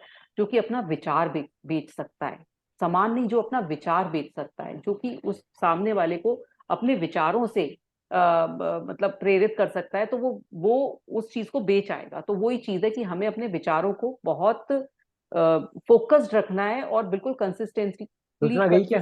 कंसिस्टेंसी से काम करना है। हाँ जी आगे पढ़ेंगे मैम। कम कीमत की पुस्तकों के एक प्रकाशक ने एक खोज की जो आमतौर पर सभी प्रकाशकों के लिए महत्वपूर्ण साबित हो सकती है। उसने सीखा कि कई लोग पुस्तक के अंदर के शब्दों को नहीं खरीदते हैं, बल्कि वे शीर्षक खरीदते हैं। उनकी एक पुस्तक बिक नहीं रही थी। जब उसने इस पुस्तक का शीर्षक बदल दिया तो इस पुस्तक की बिक्री 10 लाख प्रतियों से अधिक हो गई। ध्यान दें, पुस्तक के अंदर के शब्दों को नहीं खरीदते बल्कि वे शीर्षक खरीदते हैं। उसकी एक पुस्तक तो इस पुस्तक बल्कि वे शीर्षक खरीदते हैं। उसकी एक पुस्तक बिक नहीं रही, जो नहीं बिक रहा था उसके अंदर स्थान पर उसने एक नया कवर लगा दिया जिस पर ऐसा शीर्षक लिखा था जो बॉक्स ऑफिस पुस्तक के की हिसाब से हाँ वही, आकर्षक। उसकी एक पुस्तक बिक नहीं रही थी। जब उसने पुस्तक की शीर्षक बदल दिया तो इस पुस्तक की बिक्री 10 लाख प्रतियों से अधिक हो गई। ध्यान दें, पुस्तक के अंदर की सामग्री जरा भी नहीं बदली गई थी। उसने सिर्फ पुस्तक का कवर फाड़ दिया था जिस पर वह शीर्षक था जो नहीं बिक रहा था, और उसने उसके स्थान पर एक नया कवर लगा दिया था जिस पर एक ऐसा शीर्षक था जो बॉक्स ऑफिस के हिसाब से आकर्षक था। तो आप देखिए कि कैसे हमारा विचार बिकता है। जैसे एक सेल्समैन कोई ऐसी चीज भी बेच आता है जो कि कोई नहीं खरीद, मतलब किसी के लिए मतलब बेकार की चीज है, लेकिन वो अपनी आवाज से अपने तरीके से वो चीज बेच देता है। ऐसे ही उस जो पुस्तक विक्रेता ने सोचा कि ये मेरी पुस्तक नहीं बिक रही है, तो उसने सिर्फ एक कवर पेज ऐसा बनाया जो कि आजकल के हिसाब का था। तो आप सोचिए कि आपका भी जो जो आप बिजनेस करने जा रहे हैं, जो आपका जो भी प्रोडक्ट है, तो वो किस हिसाब से बिकेगा। जो मार्केट में जो अभी तक चल रहा है ट्रेंडिंग, जो ट्रेंडिंग चीज चल रही है उसके हिसाब से बिकती है चीज। तो उसने उसी तरह से किया, और वो मतलब उसने इमेजिनेशन यूज करी, अपनी कल्पना यूज करी कि मैं वही चीज को नहीं बेचूंगा, बस सिर्फ कवर पेज बदल दूंगा और वो बिक जाएगा, और वो बिक भी गया। हालांकि यह बहुत आसान लगता है, परंतु यह विचार तो है ही, यह कल्पना थी। विचारों की कोई औसत या निर्धारित कीमत नहीं होती। विचारों का रचयिता अपनी खुद की कीमत तय करता है, और अगर वह स्मार्ट होता है तो उसे वह कीमत मिल जाती है। व्यवहारिक दृष्टि से हर अमीरी की कहानी बस हर अमीरी की कहानी उस दिन से शुरू होती है जब विचारों का एक रचयिता और विचारों का एक विक्रेता इकट्ठे होते हैं और मिलकर काम करते हैं। कार्नेगी ने अपने आसपास ऐसे लोगों को इकट्ठा कर लिया था जो वह सब कर सकते थे जो कार्नेगी नहीं कर सकते थे। लोग जो विचारों को जन्म देते हैं, लोग जो उन विचारों को कर्म में परिवर्तित कर सकते हैं और उन्हें एक दूसरे को बेहद अमीर बनाते हैं तो जो बनाते विचार, हाँ, जो हमें विचार है ना, जो हमारी कल्पना है, तो हमें वो कल्पना को बढ़ाना चाहिए, है ना। जरूरी नहीं है कि अगर हम किसी बड़े बिजनेस का ओनर है या हमारे पास विचार है या कोई, हम उसको हायर भी कर सकते हैं जो हमें इस तरह की कल्पना बता दें। जैसे कार्नेगी थे, तो वो खुद नहीं डिजाइन करते थे, उनके पास ऐसे डिजाइनर थे, ऐसे रचयिता थे, ऐसे क्रिएटिव थिंकर थे जो कि इनको आगे ले गए, है ना। तो मतलब हमें कल्पना शक्ति को रोकना नहीं है, किसी के थ्रू भी लेकर चलना है। अपना विचार किसी को बताएं, किसी को बताएं, हो सकता है किसी और के पास वो क्रिएटिव आइडिया हो, तो वो लेकर भी आगे चल सकते हैं। तो अपने विचार को, मतलब कहते हैं ना, रोकना नहीं है उसको, कल्पना शक्ति को आगे बढ़ाना ही बढ़ाना है। हम्म। करोड़ों लोग जिंदगी भर ब्रेक की तलाश करते हैं।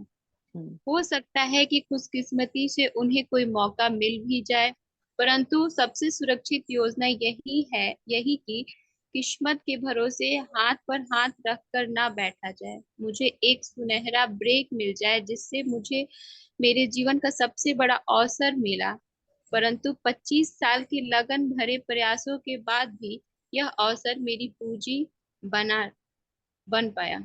तो आपको ये नहीं है कि सिर्फ हाथ पे हाथ रख के बैठे रहना है कि मुझे कोई अवसर मिलेगा, ऐसा नहीं है। उसके लिए प्रयत्न तो करना ही पड़ेगा, एक्शन लेना ही पड़ेगा, है ना। और इमेजिनेशन को बढ़ाना पड़ेगा, अपने जो गोल है उसको, जो भी आपने देखा है उसको दृढ़ निष्ठा से उसके आगे बढ़ना है, उस पर बिलीव करना है। फिर आपको तरीके निकालने हैं कि कैसे आप उसको आगे लेकर चल सकते हैं।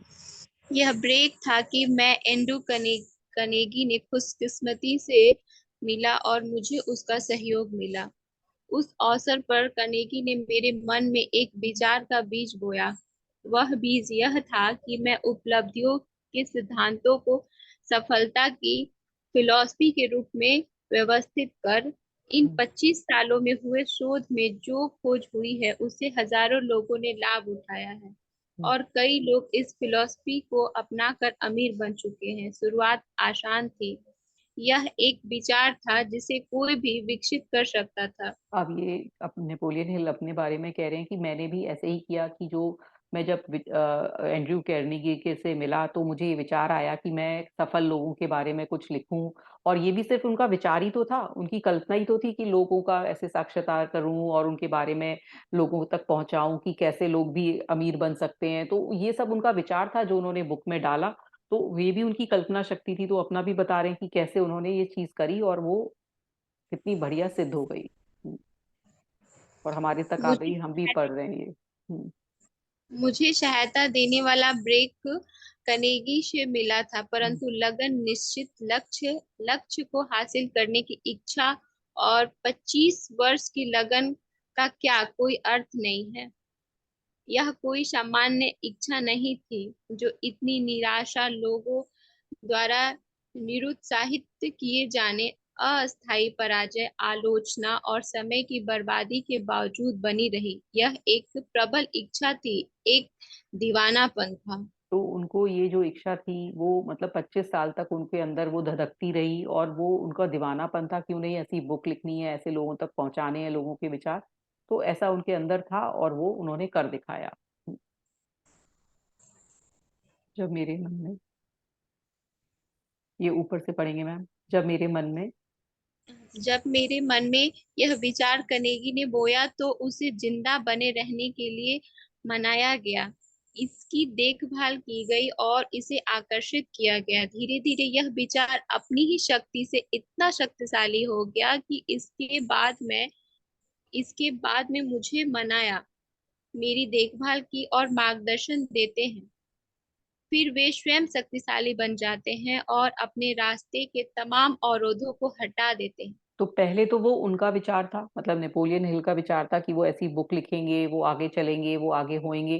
पहले तो विचार उनके ऊपर हावी था, फिर विचार ने ही अपना काम शुरू कर दिया, वो ही सब अवरोधों को हटाने लगा, परिस्थितियां बनाने लगा, और उनकी वो जो इच्छा शक्ति थी, जो इनका इच्छा, जो उनका गोल था, वो उसमें आगे बढ़ाने लगा। वो मतलब विचार ही हमें आगे बढ़ाने लगे।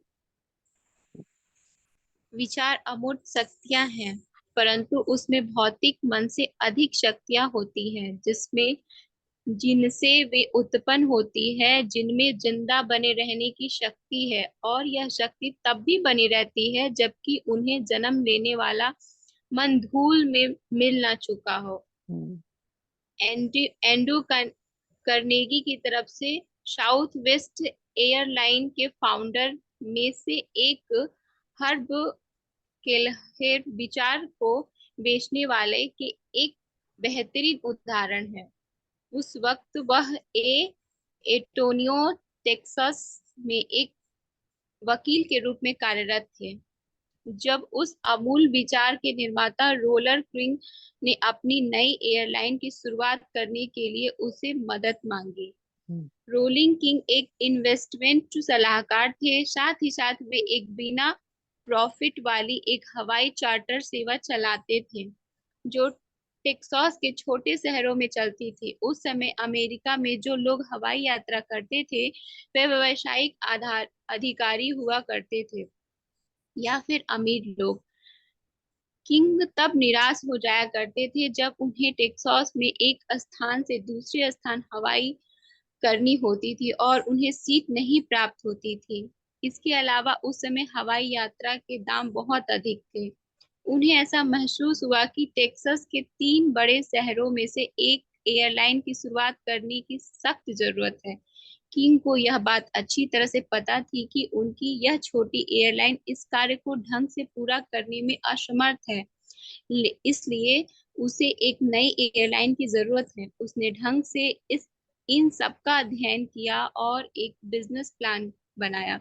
उसने $10,000 लिया और उसने वकील हर्ब केलहेर के पास एयर साउथ वेस्ट के लिए जरूरी कागजी काम करने के लिए पहुंचा।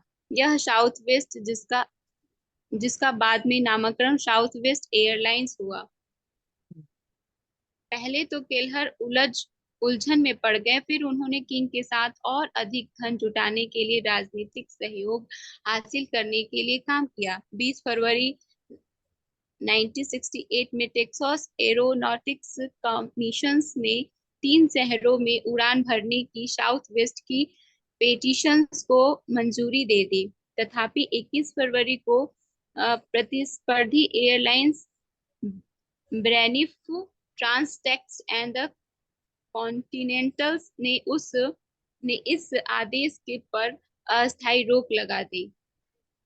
तो ये केलहर पढ़ते रहिए मैम। हाँ, का एयरलाइंस के लिए उत्साह ही था, जिसके द्वारा उसने अपने वकालत कौशल से उस मुकदमे में जीत हासिल की। विरोध इस बात को लेकर मुकदमा लड़ रहे थे कि टेक्सास को कोई नई कंपनी की जरूरत नहीं है। इसके लिए साउथ वेस्ट को 3.5 साल का इंतजार करना पड़ा। इसमें उन्हें 3 कोर्ट की चक्कर लगाने पड़े, तब जाकर वे विरोधियों को गलत साबित कर पाए और एयरलाइंस की शुरुआत करने के लिए जरूरी आज्ञा ले पाए। मतलब उन्होंने बताया, इसमें बताया है कि जो केहलर थे, जो एक पर्सन थे, वो वकील थे और उनको टेक्सास में परेशानी होती थी क्योंकि एक तो फेयर बहुत ज़्यादा था एयरलाइंस का, और सीट भी नहीं मिलती थी। तो उन्होंने सोचा कि एक नई एयरलाइन शुरू करी जाए।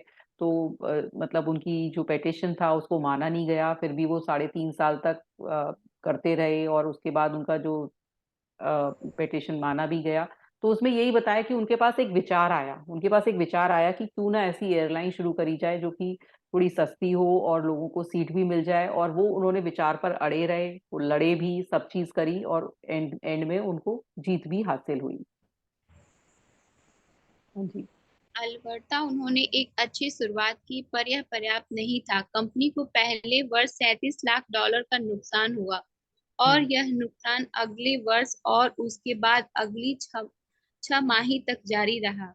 साउथ वेस्ट दाम रखना चाहता था और अपने मूल गोल के साथ समझौता किए बिना अपने ग्राहकों को आकर्षित करना चाहता था। उनका एक नौ परिवर्तन पिक और ऑफ पिक एयरलाइंस का दाम रखना भी था और दूसरा 10 मिनट टर्न अराउंड था। एयरलाइंस के लैंड होने के बाद यह प्लेन गेट के सामने खड़ा हो जाता, सुरक्षा कर्मियों द्वारा जांचा जाता, यात्री उतरते और फिर नए यात्री बैठ जाते तथा एयरलाइन मात्र 10 मिनट में गेट छोड़ देता। इस कार्य में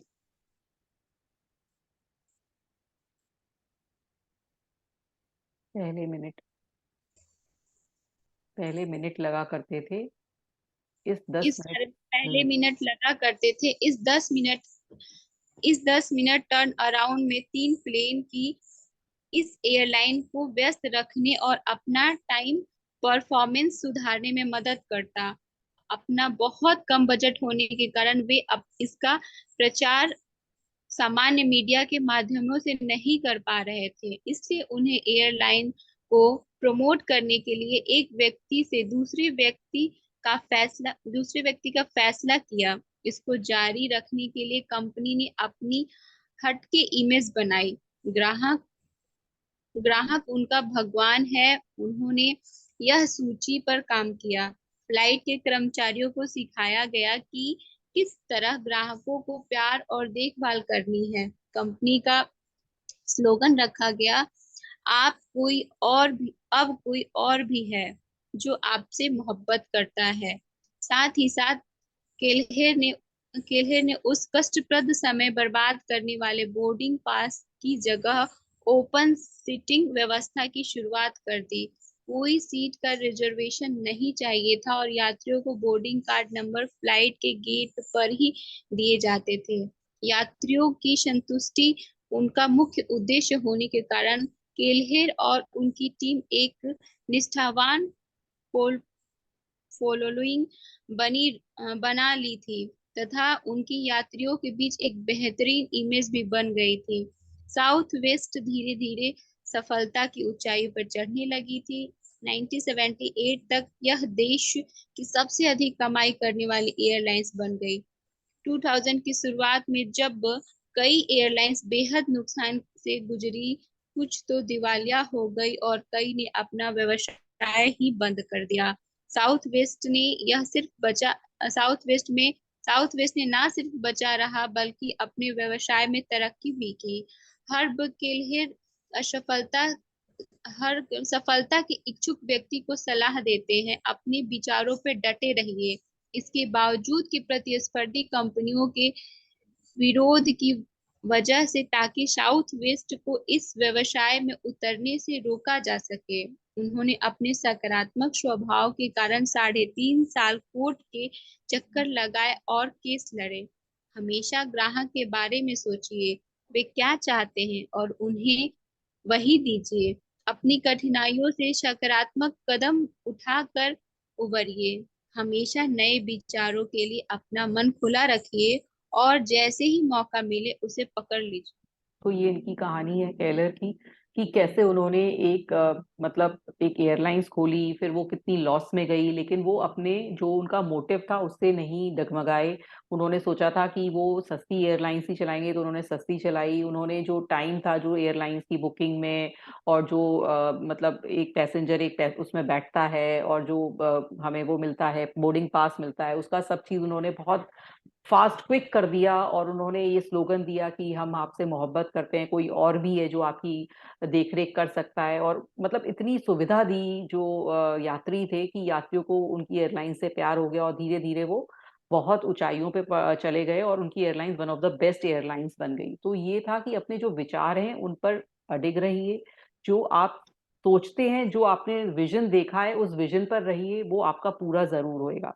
और आप ग्राहक जो आपने जो बिजनेस है उसमें हमेशा ग्राहक के बारे में सोचिए, कि ग्राहक का क्या नीड है, आप क्या दे सकते हैं, वो नहीं, कि उनकी क्या जरूरत है उसके बारे में सोचिए। आप उनकी जरूरत के हिसाब से उनको प्रोवाइड कराइए, तो आप आगे जाके सफल होंगे। तो ये तो था हमारा आज का चैप्टर। तो किसी को कुछ बोलना है तो बोल सकता है। तो आज हमने काफी कुछ पढ़ा कि इमेजिनेशन के बारे में, कि कैसे हम अपना इमेजिनेशन, अपनी जो उसको पावर को बढ़ाएं, उसको आगे तक लेके जेकर जाएं, और जो हमारा जो गोल है उससे हटे नहीं, उसके बारे में कोई डाउट नहीं लेकर आए, और हमेशा उस पर हमेशा एक अच्छा, मतलब कहते हैं ना, फेथ रखें कि जो मैंने सोचा है वो मुझे मिल जाएगा। और कहीं भी, जैसे इन्होंने बताया, केहलर जो जिन्होंने एयरलाइंस रखी, उन्होंने अपनी चीजों से कॉम्प्रोमाइज नहीं किया। जो उन्होंने विजन देखा था, चाहे उन्हें लॉस होता रहा, लेकिन वो अपने विजन पर अटके रहे और उस पर चलते रहे, और आगे जाके वो सक्सेसफुल भी हुए। तो हमें जो चीज देनी है वो हमें देनी है, ये हम सोच के चलेंगे। जो हम सोच हमारा जो विचार है उससे हम हटेंगे नहीं, फेथ रखेंगे अपनी, जो उसमें उसके बारे में जो पढ़ाई है, जो भी हमें उसके बारे में जितनी नॉलेज गेन कर सकते हैं, जो भी हमने विजन सोचा है उसके बारे में हम नॉलेज गेन करेंगे। अपने उसको रिपीटेडली, उस चीज को बार बार करते रहेंगे, विजुअलाइज करते रहेंगे, रिपीटेडली अपने दिमाग में रखेंगे, और फिर अपनी इमेजिनेशन को भी बढ़ाएंगे, और फिर आगे के चैप्टर्स और पढ़ेंगे तो और पता चलेगा कि क्या हमें आगे सक्सेसफुल होने के लिए, मनी को बढ़ाने के लिए, अपनी लाइफ में अबंडेंस लाने के लिए कैसे हम आगे चल सकते हैं। तो बहुत अच्छा चैप्टर था ये हमारा इमेजिनेशन के ऊपर, जो कि हम अपनी भूल जाते हैं, और अपने कंफर्ट जोन में उतना ही हम करने लगते हैं कि हम बस इतने ही काबिल हैं। तो अपनी जो इमेजिनेशन है उसको बढ़ाइए।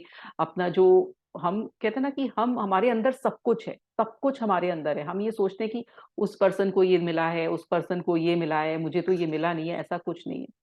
आपको हर पर्सन को वही बुद्धि मिली है, वही इमेजिनेशन मिली है, वही आप चला सकते हैं, बस आपको बढ़ाना है। आपने उससे काम लेना बंद कर दिया तो वो काम लेना बंद कर देगी, कहते हैं ना, जंग खा जाएगी। तो जब आपको उसको हटाना है, उसकी उसकी जंग को हटाना है, उसको झाड़ना है, और आगे बढ़ना है, आगे बढ़ने की सोचिए। उस कंफर्ट जोन को तोड़ डालिए जो जिसमें आप हैं।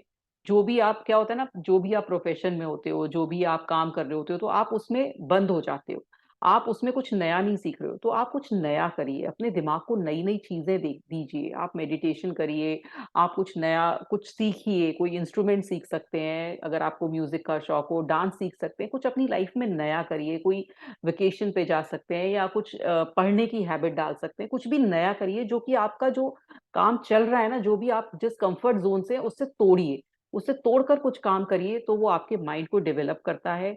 उस माइंड को पता चलता है, वो रीप्रोग्राम होता है आपका माइंड। उसमें आपके जो माइंड के सेल्स होते हैं ना, वो नए नए फिर बनते हैं।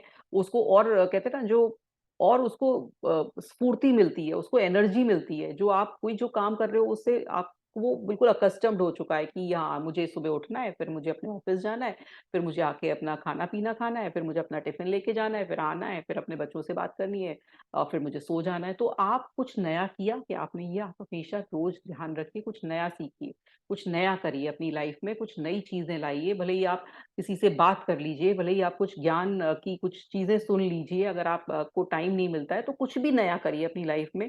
कोई गेम ही खेल लीजिए, पज़ल सॉल्व करना शुरू कर दीजिए, सुडोकू करना शुरू कर दीजिए, कुछ भी नया करिए अपनी लाइफ़ में, लेकिन अपने दिमाग को ऑक्यूपाइड रखिए और नई की तरफ चलिए। तो ये बहुत ज़रूरी है और मेडिटेशन बहुत ज़्यादा ज़रूरी है। मैं लोगों से जो भी मेरे साथ ये इसमें जुड़े हुए हैं, उन लोगों से ज़रूर बोलूँगी कि आप भले ही दिन में 2 मिनट, सिर्फ़ 2 मिनट से शुरुआत करिए, मेडिटेशन ज़रूर करिए।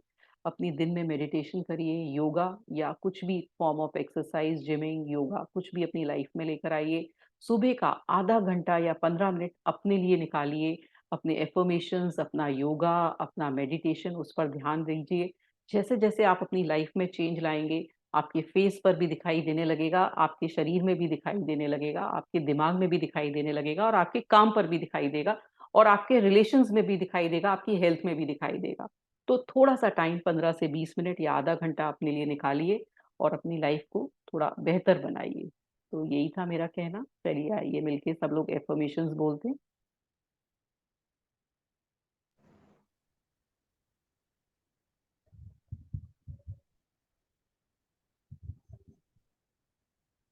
मेरे पास बहुत आसानी से पैसा आता है। मेरे पास बहुत आसानी से पैसा आता है। मैं अमीर हूँ। मैं अमीर हूँ। मैं जिस काम को करती हूँ उसमें लाभ ही लाभ होता है। मैं जिस काम को करती हूँ उसमें लाभ ही लाभ होता है। मैं धन और प्रचुरता को आकर्षित करती हूँ। मैं धन और प्रचुरता को आकर्षित करती हूँ। पैसे को लेकर मेरी सोच सकारात्मक है। पैसे को लेके मेरी सोच सकारात्मक है। Thank you, thank you, thank you. तो ऐसी ही सोच रखेंगे, अबंडेंस वाली सोच रखेंगे कि मेरी लाइफ में सब कुछ अबंडेंस है, रिलेशनशिप में अबंडेंस है, मेरी हेल्थ में अबंडेंस है, मेरे पास पैसे की अबंडेंस है, हर चीज में मेरी चारों तरफ अबंडेंस है। जितना आप पॉजिटिव अपने दिमाग को रख सकते हैं, जब भी आपके दिमाग में कोई ऐसा विचार आता है जो नेगेटिव है, उसे वहीं रोक दीजिए, उससे बोलिए नहीं, मुझे तुम्हारी लाइफ में जरूरत नहीं है, मैं बहुत खुश हूँ अपनी लाइफ में, मैं और कुछ नहीं चाहता, मेरी लाइफ बहुत अच्छी चल रही है। फिर आपका आगे चले, फिर थोड़ा विचार आया कुछ नेगेटिव, तो फिर आप बोलेंगे नहीं, मैं अपनी लाइफ में बहुत खुश हूँ, मैं अपनी लाइफ में बहुत अच्छा कर रहा हूँ। तो अपने जो दिमाग को ना कॉन्शियसली सोचिए कि कहीं कोई नेगेटिव विचार तो नहीं आ रहा है, कहीं मैं कुछ नेगेटिविटी की तरफ तो नहीं जा रहा हूँ, क्योंकि दिन भर में आपको आते हैं विचार, आएंगे, एक ह्यूमन माइंड है। लेकिन हमें यही सीखना है कॉन्शियस होकर कि हम उस विचार को हटाएं और पॉजिटिविटी की तरफ जाएं। किसी ने कुछ पूछना है तो बताइए। मैं बोलूं दीदी? हाँ जी, बोलिए बोलिए। आज का तो बहुत अच्छा सेशन है और इस बुक में बार बार ऐसे 10 लाख डॉलर 10 लाख डॉलर, अभी मुझे ऐसा लगता है कि मुझे भी अभी 10 लाख डॉलर ही चाहिए। हम्म, आवाज आ रही है आपको? हाँ जी, आ रही है, आ रही है, आ रही है, हाँ जी। तो आपको भी और 10 लाख। ऐसे हाँ हाँ, और विजुअलाइजेशन का जो डीप में ऐसे बताया हम्म, है वो बहुत ऐसे, जैसे जैसे मेडिटेशन करते जाते हैं तो इतनी हम्म, क्लैरिटी आती जाती है हमको। जी जी जी, जो बिल्कुल। भी क्वेश्चन हो हमारे माइंड में वो सब ऐसे क्लियर होते जाते हैं। हाँ, तभी उसने बताया ना, बुक आज आज बुक्स में भी उसने ऐसे ही चैप्टर में बोला कि आपको बार बार ऐसे रिपीटेडली मेडिटेशन वो विजुलाइज करते रहना है, तो एक रिपीटेडली। दिन ऐसा आएगा कि उसको भी 2 साल लगे ऐसे हाँ 10 लाख डॉलर हाँ, तक पहुंचने के लिए। पहुंचने के लिए तो वही है कि आपको, और उसने पहले कर्म भी नहीं किया, अगर उसने फिर बाद में बोला भी कि अगर मैं थोड़ा जल्दी उठ जाता या जल्दी सोच लेता तो फिर शायद जल्दी मिल जाता है, लेकिन वो 2 साल तक हाँ सोचता ही रहा, सोचता ही रहा। तो हमें सोचना तो है, लेकिन उस पर एक्शन भी लेना है, सोचना भी है, और लेकिन वो हमें, जब हम सोचेंगे, हम अपने आप जब चल रहे हैं तो हमें परिस्थितियां निकलती जाती हैं और वो होता चला जाता है। आप बेफिक्र रहिए, लेकिन अपने जो भी विचार हैं, जो भी आपने जो गोल बनाया है, उसको उसको बिल्कुल फेथ, मतलब उस पे विश्वास बहुत होना चाहिए। हमारा विश्वास जब डगमगा जाता है तो हमारा फेथ भी, वो जो होता है ना, हमारा जो दृढ़ इच्छा होती है ना, वो डगमगा जाती है। जितने भी सक्सेसफुल लोग हैं ना, आप देखेंगे कि वो, उनका फेथ कभी डगमगाया नहीं है, उन्होंने सोचा है और वो हासिल किया है। जब हम डगमगा जाते हैं अपनी जो कैपेसिटी है उसको ये सोचते हैं कि नहीं, मेरे में इतनी कैपेसिटी नहीं है, मैं तो इतना ही कर सकता हूँ, तब फिर वो उतने पे ही रह जाते हैं। आप जितनी अपनी कैपेसिटी से ऊपर करने की सोचिए। जैसे कि आप मान लीजिए योगा करते हैं डेली, तो आप एक तरह का योगा कर लेते हैं, एक योगा कर लेते हैं, तो अब आप अपनी कैपेसिटी को बढ़ाइए। आप जिमिंग जाते हैं, तो आप जो भी जिमिंग करते हैं, आप मान लीजिए सुबह वॉक करते हैं, तो वॉक में 1 चक्कर लगाते हैं, तो अब आप 1.5 चक्कर लगाइए, थोड़ी कैपेसिटी को बढ़ाइए। क्योंकि जब तक आप कैपेसिटी को बढ़ाएंगे नहीं, तो आपका जो बॉडी है, आपका माइंड है, उसी उतनी ही चीज से अकस्टम्ड हो जाता है। तो हमें क्या करना है, अपनी कैपेसिटी को बढ़ाना है धीरे धीरे, और ये नहीं सोचना है कि अब तो मेरी एज हो गई है, अब मेरी कैपेसिटी कैसे बढ़ेगी। कोई एज नहीं है, कोई लिमिट नहीं है। किसी भी समय हम अच्छा इमेजिन कर सकते हैं, किसी भी समय हम अच्छा सोच सकते हैं, किसी भी समय हम अपना कोई गोल बना सकते हैं। उसकी कोई एज लिमिट नहीं होती है। तो हमें अपनी कैपेसिटी को बढ़ाना ही बढ़ाना है, और हर इंसान में वो कैपेसिटी पावर है। वो उतना उसके पास सोच है, उतना उसके पास दिमाग है जो औरों के पास है। उसके पास किसी और जो जो सक्सेसफुल लोग हैं, उनके पास कोई अच्छा और ज्यादा दिमाग नहीं है, वो हमारे जैसा ही दिमाग है। बस हमने क्या किया है, लिमिटिंग बिलीव कर दिए कि मैं ये काम नहीं कर सकता हूँ, मुझे ये काम नहीं आता है, मैं इतना काम नहीं कर सकता हूँ, मैं तो बहुत जल्दी थक जाता हूँ। तो हमने क्या किया, अपने लिमिटिंग बिलीव्स बना लिए। तो उन बिलीफ को तोड़ना है, अपने माइंड से हटाना है, अपनी चीजों को ग्रो करना है, कुछ कुछ नया चीज सीखनी है। जैसे जैसे आप नई चीजें करेंगे, आपका जो माइंड है वो रीप्रोग्राम होने लगेगा, और उसके जो सेल्स हैं वो बदलने लगेंगे। उसको समझ में आने लगेगा कि ये इंसान चाह रहा है आगे बढ़ना, तो वो आपको बढ़ने के तरीके बताएगा, आगे आपको लेके जाएगा। जब आप अंदर से इच्छा, दृढ़ इच्छा रखेंगे कि मुझे बढ़ना है, तो वो आगे नेचुरल है बढ़ाएगा। जब आप ये सोचेंगे कि नहीं, मैं तो अब इसी जो पोजीशन पे हूँ उस पे सेटिस्फाइड हूँ, मैं बहुत ठीक हूँ, मैं तो आगे बढ़ नहीं सकता हूँ, मेरे पैर में दर्द है, मेरे हाथ में दर्द है, मेरी फैमिली मुझे सपोर्ट नहीं करती, मेरे ये घर वाले नहीं करते, या मेरे बॉस नहीं सपोर्ट करता, तो ये सिर्फ आपके लिमिटिंग बिलीफ्स हो रहे हैं। उनको तोड़ दीजिए, तरीके निकलेंगे, अपने आप तरीके निकलेंगे। तो यही है। और मेरा एक क्वेश्चन है कि मेरे हस्बैंड डॉक्टर है, राइट? तो हम लोग अभी हाँ घर ढूंढ रहे हैं कि हमको जी घर लेना है। जी तो वो इतने कैपेबल है कि वो घर अर्न करेंगे। तो जी मैं कैसे सोचूं? मैं उनको ऐसे मतलब आधे पैसे दे रही हूँ, मैं कैसे मतलब अपने घर के लिए सोचूं? मैं वो सोच रही थी कि अभी मैंने सोचा कि मुझे $10 लाख 2027 तक चाहिए, राइट? या जी जी जी 26 तक चाहिए। तो जी। उस पैसों से मुझे घर लेना है, पर घर तो मेरे हस्बैंड लेंगे। तो मुझे कभी कभी ऐसा होता है कि मैं कैसे सोचूं कि मैं अपना घर लूं या हम साथ में रहने वाले हैं। घर तो वो लेंगे, तो मैं मेरे आप पैसे को कंट्रीब्यूट कैसे? करना चाहते हो, उनका मतलब संग में मिलके लेना चाहते हो हाँ, आप। तो मैं ऐसे ऐसे सोच सकती हूँ कि मैं उनको पैसे मतलब देती हाँ दे हूँ, रहे हो, आधे हाँ। पैसे मैं भी देती हूँ, और हाँ हम मैंने भी ऐसे हमारे कंट्रीब्यूट किया सपनों है, का घर हाँ। खरीद रहे हैं। खरीद रहे हैं, बिल्कुल बिल्कुल ऐसे सोचिए। अगर आप कंट्रीब्यूट करना चाहते हो, है ना, वो ले सकते हैं, नेचुरल है। लेकिन आप अगर उसमें अपना शेयर देना चाहते हो, तो ऐसे ही इमेजिन करिए कि आप दे रहे हो, विजुलाइज कर रहे हो कि मेरे पास वो धन आ गया है जितना मतलब मुझे चाहिए, फिर हम उससे घर खरीद रहे हैं, फिर हम घर के बारे में बहुत इमेजिन करिए, अपने उस धन के बारे में भी करिए जो आपने इमेजिन किया है कि वो आ गया है आपके पास, है ना, जिससे आपको जो खुद आप। अकेले होते हैं तो पूरा हमको ही करना है, पर हम साथ में होते हैं तो वो साथ में ही बिल्कुल करते हैं बिल्कुल ना। बिल्कुल बिल्कुल, बहुत अच्छा सोच है आपकी।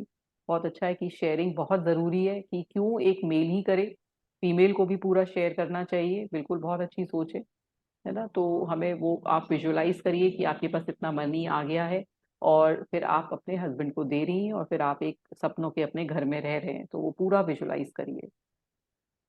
हम्म।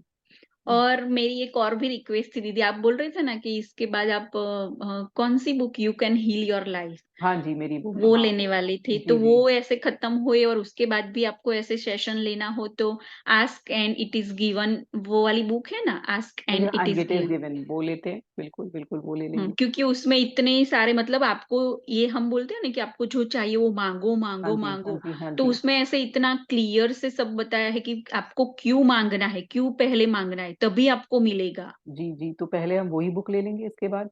तो हाँ, अगर तो वो आपका, तो बहुत अच्छा होगा, क्योंकि उसमें सबको हाँ ऐसे, जी, हमको ऐसा होता है कि ऐसे मांगने से थोड़ी ना मिलता है, मांगने से थोड़ी ना, वो हाँ जो हाँ, बिलीफ है वो सबका वो क्लियर टू होगा क्लियर हो कि जाए। आपको पहले मांगना पड़ेगा, तभी मांगना ही पड़ता यूनिवर्स है, आपको क्योंकि देगा। माँ भी समझती नहीं है, कोई भी नहीं समझता। जैसे कई लोग होते हैं, मैंने हस्बैंड वाइफ में भी देखा है रिलेशनशिप में, कि वाइफ कहेगी तुम्हें समझ जाना चाहिए था, हस्बैंड कहेगा कि तुम्हें समझ जाना चाहिए था। ऐसे नहीं होता है। जब तक आप बोलोगे नहीं, वो चीज नहीं मिलेगी। बच्चा भी रोता है तभी माँ दूध पिलाती है। तो जब हमें मांगना होता है तभी हमें मिलता है। तो हमें मांगना बहुत जरूरी है इस यूनिवर्स से। जो आप मांगोगे वो मिलेगा ही मिलेगा। तो हम वही बुक लेंगे आगे, नेक्स्ट वही लेते हैं। थैंक यू जयश्री और जी मैं सजेस्ट एक करने के बात लिए। शेयर करती हूँ कि हम्म अभी जैसे जैसे ये बुक कर रही हूँ ना, तो ऐसे हम किसी को दान देते हैं, तो यहाँ पे मैं तो यूएस में हूँ और मैं तो बेसिकली महीने में 4 ही दिन अभी तो काम करती हूँ, हम्म 2nd और 4th वीकेंड। तो हम्म मुझे भी ऐसा होता है कि मैं जो भी अर्न करती हूँ उसमें से 10% किसी को दान करूँ। तो मैं अभी जो भी पैसे निकालती हूँ ऐसे 3 नोट बोलते हैं, पर मैं तो अभी एक ही नोट निकाल, दो दो नोट, एक मेरे बाबा को मैं जब भी जाऊंगी तो वो सेंटर में दान करूंगी, और एक नोट। हम्म तो मैं अभी सोच रही हूँ कि उस पैसे से मैं यहाँ, अभी तो मैं जब भी आऊंगी तभी तो दूंगी, पर यहाँ पे ही उसी पैसे से कुछ ग्रोसरी खरीदूं और यहाँ पे ऐसे फूड डोनेट करते हैं। तो यहाँ पे बेसिकली राइस राइस सबको ऐसे अच्छी लगती है, पूरे वर्ल्ड में राइस की हाँ वेराइटी हाँ सबको अच्छी लगती है, वो जी उसकी जी डिश। जी तो जी अभी मैं ऐसा सोच रही हूँ कि मैं हर वीक में 2 बार ऐसे राइस का कुछ भी ऐसे पुलाव या कुछ बना भी के, बना के वेरी गुड ऐसे very good very good. Donate, क्योंकि मैं लैब में सब लेके बना के जाती हूँ ना, तो सबको बहुत अच्छा लगता है। मैं खाना थोड़ा मतलब अच्छा बनाती हूँ, मेरी डिश अच्छी बनती है, तो सबको अच्छा लगता है। तो अभी पता चल गया है कि उन लोगों को क्या अच्छा लगता है, क्या उनको पसंद आता है जी यहाँ पे जो लोग होते हैं।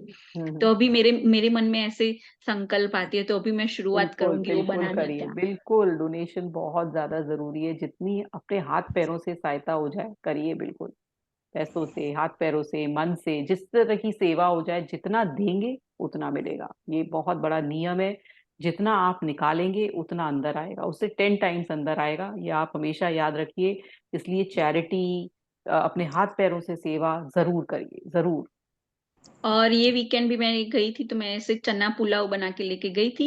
मैं हर बार जाती हूँ ऐसे लेके ही जाती हूँ, मेरे साथ जो भी वेरी काम गुड करते हैं वीकेंड में। वेरी तो गुड। वो खाते हैं और उनको इतना अच्छा मुझे कुछ ऐसे देते में तो नहीं है, पर मुझे इतना अंदर से खुशी होती है, और वही मैं बना वही बना के वही, सबको खिलाती हूँ, ये जो कहते और हैं ना मुझे कि बहुत पैसा, अच्छा लगता है। पैसा खुशी नहीं देता, पर पैसा देखिए आपको खुशी दे रहा है ना, क्योंकि आपके पास पैसा है, इसलिए आप बना के लेके जा रहे हैं और आपको वो खुशी मिल रही है। तो पैसा खुशी देता है, इस बिलीफ को निकाल दीजिए जो कहते हैं कि पैसा खुशी नहीं देता है। पैसा खुशी हम्म। देता है, तो आपको खुशी मिली ना, क्योंकि आपके पास था और आप बना के ले गए और आपको खुशी मिली। तो इस तरह से किसी भी तरह से खुशी को पाइए। तो वो चीज है कि आप जितना डोनेट करें उतना बहुत बढ़िया है। हाँ जी, मेनका जी आप कुछ बोलना चाहते हैं?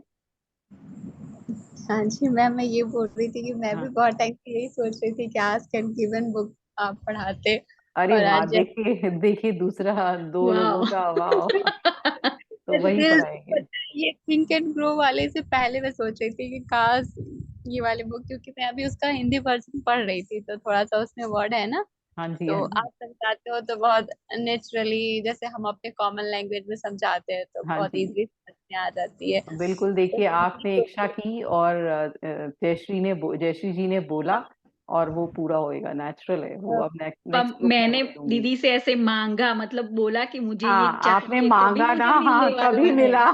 आपने नहीं तो मेनका जी नहीं मांगा मिलता। नहीं, हाँ बोला नहीं। बात सही सही राइट, मैं बोल नहीं पा रही थी, मैं सोच रही हाँ, थी कि लेकिन कोई शायद। बात नहीं, भगवान ने वो निकाल दिया। आपने इच्छा तो करी ना अंदर मन में, और वो इच्छा जयश्री जी ने भी जाहिर की, तो किसी भी तरीके से भगवान ने आपका वो पकड़ लिया और बता दिया। देखिए, यस तो इस मैम। तरह से कैसे होता है, किस तरह से हम सब एक से लेवल के लोग मिलते हैं, कैसे अट्रैक्ट होते हैं। तो ये भी एक बहुत बड़ा वो है कि चमत्कार है कि कैसे वाइब्रेशन मिलती हैं, और एक ही तरह की सोच मिलती है, एक ही तरह की चीजें सोच रहे हैं कि आपने भी वही बुक सोची, जयश्री जी ने भी वही बुक सोची, तो वो सब एक से लेवल के लोग मिले हैं। तो ये बहुत बड़ी मतलब नियामत है कि ब्लेसिंग है कि हम सब लोग मिल रहे हैं और ये सब बात कर रहे हैं और पॉजिटिविटी की तरफ चल रहे हैं। बहुत अच्छा लगता है ये सब देखकर और सुनकर और सबकी बातें सुनकर। Thank you so much, thank you Jayashree ji पढ़ने के लिए, और मेनका जी भी आज बहुत अच्छा पढ़ा दोनों ने।